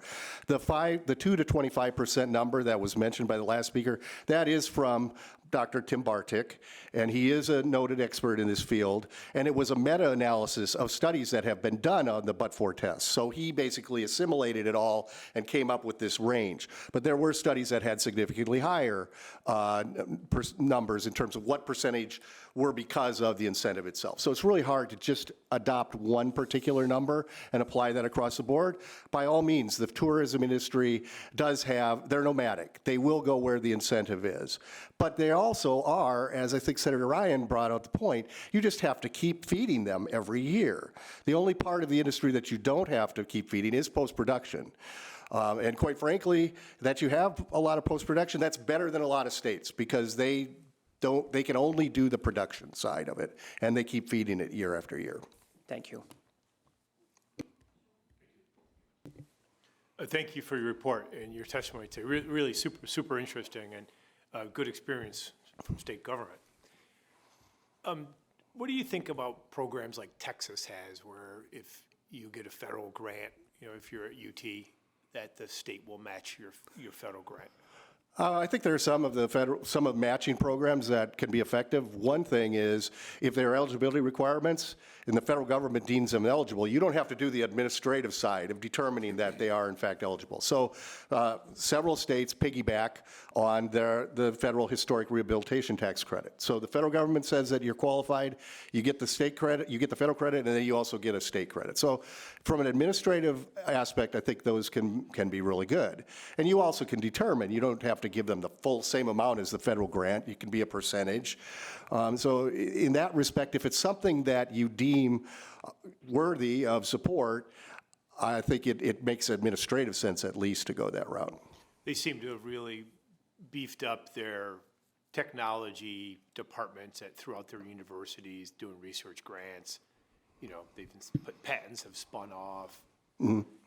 We have looked at research programs in Oklahoma where it is a legislative appropriation to what is the Oklahoma Center on Advanced Science and Technology. It usually has pretty good ROI. Advanced research is what's going to lead to products that you hope will be developed in your state then, and the jobs will stay there. But they pay well, and they generally are requiring an advanced workforce, which is certainly also an important goal for the state. What do you do, very broadly with, areas of the state that were really industry dependent, small cities under 30,000, that industry it's all gone now? What do you do with cities like that? Yeah, I mean, that gets into kind of economic development questions that weren't really a subject of this particular study. That's correct. We experienced this in a community in Iowa called Newton, and Newton was where Maytag was headquartered.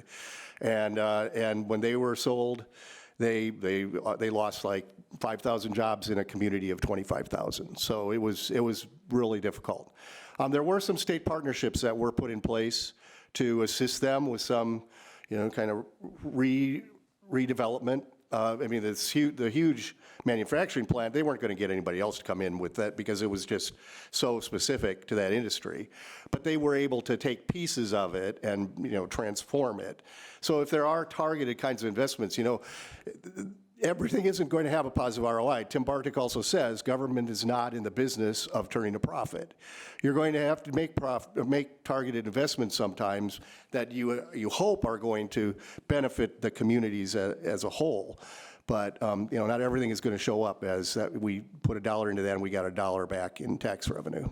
Yeah, I view the historic tax credit as more akin to that. It doesn't exist in New York City. Most of the money gets plowed into century-old buildings in upstate communities where the economy itself would never lift the rehabilitation. But with that state and federal investment, resets those buildings for 100 more years and hopefully a few more generations of commercial and residential. Yeah, well, the beauty of your incentive and the federal incentive is it has to be for commercialization. So you can't just, you can't rehabilitate your mansion and get the credit. It has to go to commercial activity. So I agree that those are useful kinds of programs. There are Main Street programs in a number of states that focus on, rehabilitating and improvements to main streets and streetscapes. I think those for smaller communities are also important and effective. Well, thanks so much for your work. We hope to be hearing more out of you in the future. Thank you. Anyone else?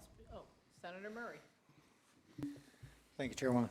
Thank you for all your hard work. This has been enlightening.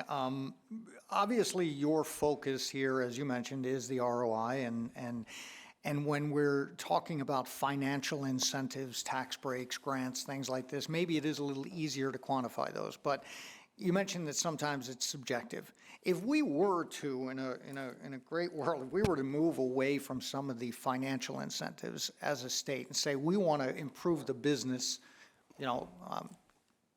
outlook, if you will, and help some of these businesses through investing in workforce development and training, childcare, as was mentioned before, maybe even incentives to businesses to help with affordable housing.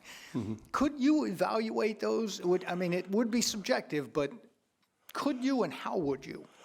Well, obviously, it would depend on the exact, what investment we're talking about. So right now, we are in the process of finishing up an evaluation in Wisconsin, and they took their kind of quality jobs program, which is a business development tax credit, and the legislature added on that besides investments which are mostly for capital investments or employment related, that a business that made investments in a child care facility on site or in affordable or workforce housing could qualify for the program. Now, there isn't enough data for us to evaluate it, but we believe that we would be able to evaluate that at the appropriate time. And what would be some of the things you would look at to evaluate that? First, we would look at the industry and the share of industry, and if you can get into enough, if there are enough companies that are using the program, that'll be a big if. Then you can do some analysis as it relates to what's happened to employment within that firm. You can also look at neighborhoods and compare and do some comparisons. And there's different techniques that you could use. It sort of depends on what it is. Now, I certainly agree with NFIB that finding targeted investments in small businesses is really a good thing because they do create a lot of employment and they don't move. They're not going across the river.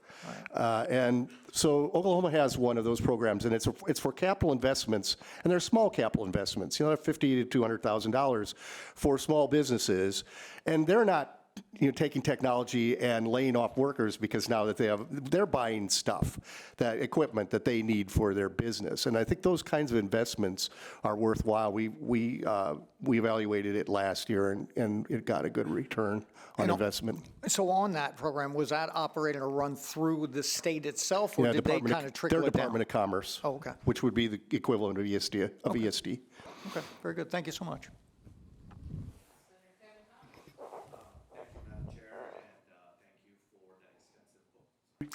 Thank you, Madam Chair, and thank you for testifying today and that extensive report. I'm sure you were here the entire day listening to testimony, starting off with the commissioner, and when I asked her, do you oversee the program regularly? Like, how do you keep them accountable? I was reading through the written testimony here, and the first one is, the state should develop a regular schedule or cycle, and you talk about the cycle most commonly used in other states is 4 to 6 years. Why wait that long? Well, thing is, we want businesses to succeed, right? I had the last panel's individual testified, let's wait till, the program expires to evaluate whether we should renew it or not. The ESD and government agencies have the ability to look at the program where they are, look at their data. Why should we wait that long before making a conclusion? Why can't we go in and say, all right, it doesn't look like you're doing much here, step up the game, or else we will take back the incentive? I may have not made myself clear in terms of the recommendation. So let's say you had 40 incentives that you wanted to evaluate. A 4-year cycle would look at 10 of them in the first year, another 10 in the second year, another 10 in the third year, another 10 in the fourth year, and then it would start over. So that's the Oklahoma cycle that they do. So it's not as if you would be waiting. Now, you do usually, if a program just starts, you're not going to have good data for probably 3 years, just because, particularly if they are corporate franchise taxes, the window for, and we talk about this in the report, for them to revise their tax returns for corporations gives them basically 3 years. So that's why the latest data we could use that was actual data was 2019. So usually if it's a new program, you're probably going to want to wait about 4 years anyway, because you probably will not have the data until that point in time. All right, thank you so much. Thank you. I also want to thank you so much for your report and how valuable it's been to us in helping think through. And because you were here, I know you heard that the ESDC commissioner said, no, they don't really track the tax expenditures that just show up in our tax expenditure report. And I'm particularly concerned, and I think I also said something about this with the reimbursable tax credits, where even when you don't owe us any taxes, we're giving you sometimes very large sums of money. I know we didn't ask you about that in this report, but I'm curious, have you done any work about how to evaluate that model? Because while the Department of Tax and Finance has this funny little code they use for evaluating just how much was used on any specific tax expenditure, even they admit they don't really have a good model for knowing how much is really being drawn down under any of these categories within our tax code. Have you done any work on how we could better get our arms around that very large issue from a dollar perspective? We often discuss reimbursable or refundable credits within the incentives if they have that Yes. model. We haven't looked like at a state as to how you can track it. The problem, of course, is it all depends on the tax liability for the corporation that's getting the benefit. You know, if they don't have any tax liability and they wish to have the refund, they can. Sometimes they won't take it if they think they're going to have tax liability in future years because it creates a federal taxable event and they don't want to pay the federal corporate income tax. So it's pretty complicated in terms of the decision making. I think refundable credits are particularly useful for programs targeted at small or emerging businesses because they're not usually going to have a tax liability for several years. So if you are really working to get them up and running, then that can be a useful mechanism. I'm not as enamored with refundable credits as in larger business situations, but you know, they'll take that into consideration, of course. If they don't think they're going to have any tax liability, I don't know why they wouldn't, other than the incentive that they're getting. You know, you can also do transferable credits where they can sell them, usually for 85, 90 cents on the dollar. Then some of the benefit is leakage, though, because they're going to sell them to banks and insurance companies that have gross receipts taxes that they have to pay every year. So that's kind of the trade-off there. But I do think refundable credits on emerging businesses or small businesses are useful. They're not running up your tax bill, though. The dilemma, I think, for us is we don't have a way to even know who is using them or not using them. I have to admit, the trading idea would make me very nervous because I see all kinds of liability for us there. But are there states where they actually have access to what the company was that applied, so you know that it's, you know, Amazon or Exxon versus, you know, some small startup companies, as you described? We're always being told that you can't have any information about individual taxpayers' returns, and yet when you want to do research as to exactly how is all this money going out and to whom, you're really trapped. Are there states that have figured that out? Well, I mean, there are IRS confidentiality rules that are significant, and you're piggyback stake, so you need to have the IRS data. Clearly, a Department of Revenue or Department of Taxation has access to that data. They can aggregate it. They could, if there are enough taxpayers that it isn't going to make it possible to determine who it is, they can do aggregate, and they can do it by, you know, income levels or number of employees or something. You know, I think it's sometimes then it becomes a question of willingness to do that work. And I can't really comment on here in New York State. We work very closely with the Oklahoma Tax Commission on the work that we do there.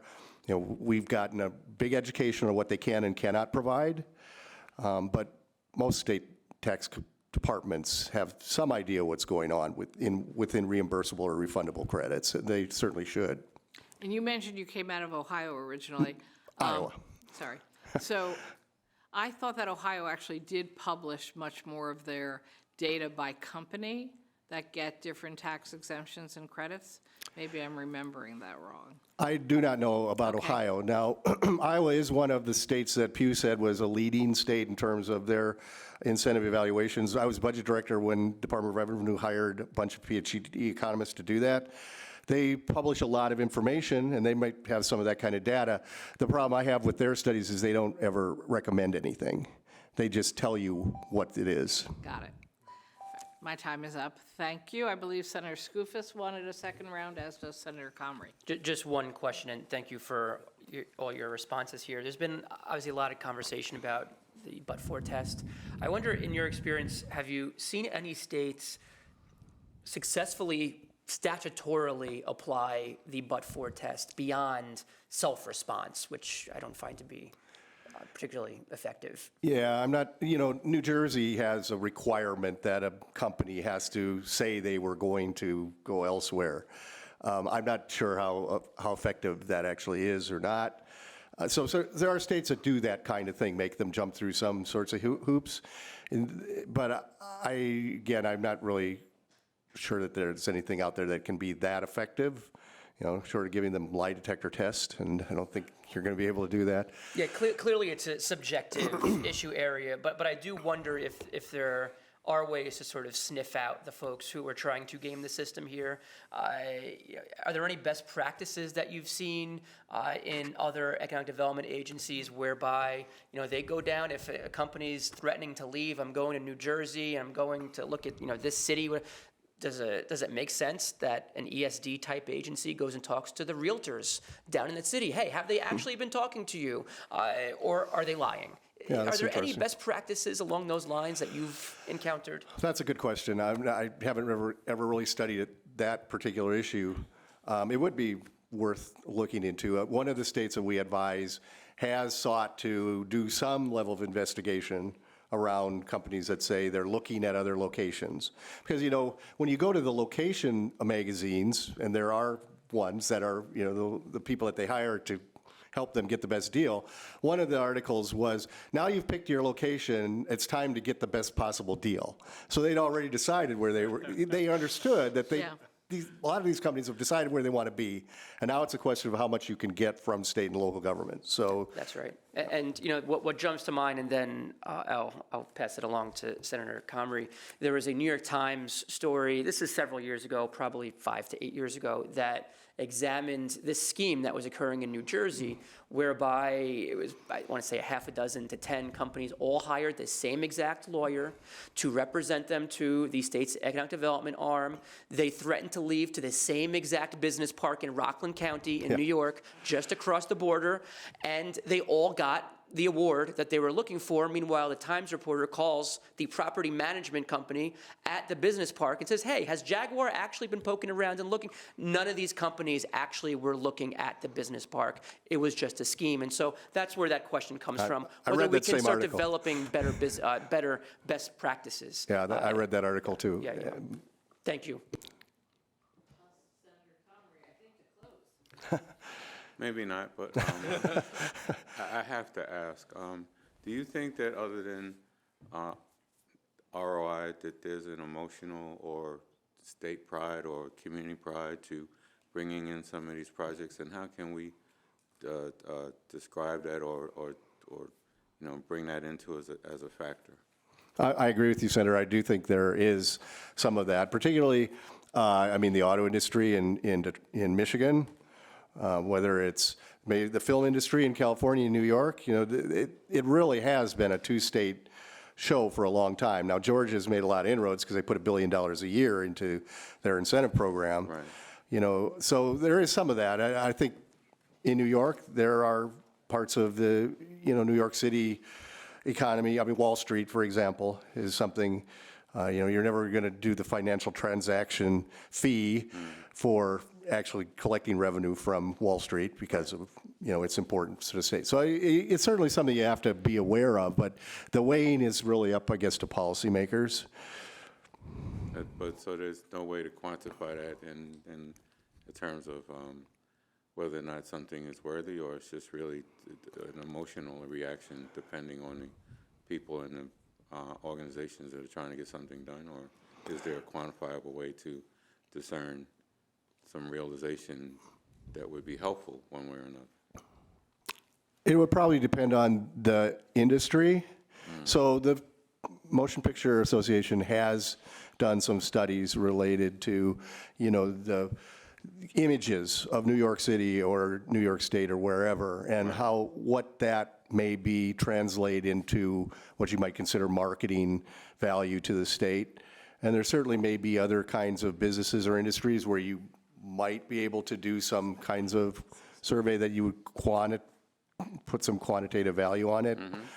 I think it's got to be just kind of a case-by-case basis. I don't think you could do anything super broad with that topic. Well, I want to thank you for being here, Mr. Bauer. You've been very helpful to giving us some insight. I hope that you can continue to work with Senator Skoufis and us so that we can make sure that we're using our money wisely and hopefully increase transparency from these agencies as well. As you heard earlier, a lot of the state agencies are not promulgating even the products that they have to the community, which is showing why there's a negative ROI in a lot of these things. So we need to raise the transparency, do better promulgation of the products that, as Senator Krueger said earlier, that the Senate, both houses created because we thought it would be helpful. But for the state not to promote those things only creates a problem that we all need to fix. Thank you. Thank you all. And this was a very interesting discussion. I commend you all for the participation because there was a lot of really much deeper discussion than this issue often gets, and it is important, and we appreciate it. And certainly, if we can be of assistance to the state in the future in this area, we're certainly happy to discuss that as well. Thank you. On behalf of all of us, really appreciate the report you gave us. It has really forced us to ask ourselves hard questions, and I think you saw that today. And frankly, because as I started the hearing with, we know we're walking into an era where we expect far less cooperation or funding from our federal government. We have to get smarter in New York State about what programs we operate, whether they are worth their salt, whether they are a bad use of the public's money, because we are also appropriately under a microscope of how are we spending our money? Is it affordable? Are we allowing the state to be an affordable place to grow and for people to stay here and successfully operate their businesses? Or are we going to frankly continue to just have bad policies that we've known are bad policies forever, and yet not choose to do anything about them? So I hope that we all choose to do something about them, and that, again, as you talked about, using statistical, fact-based information to help us make our decisions. So again, thank you very much for your work, and thank you for being here with us. And thank you to all my colleagues here and those listening from other offices around the state. And I hope everyone has a wonderful Thanksgiving. Thank you, Liz.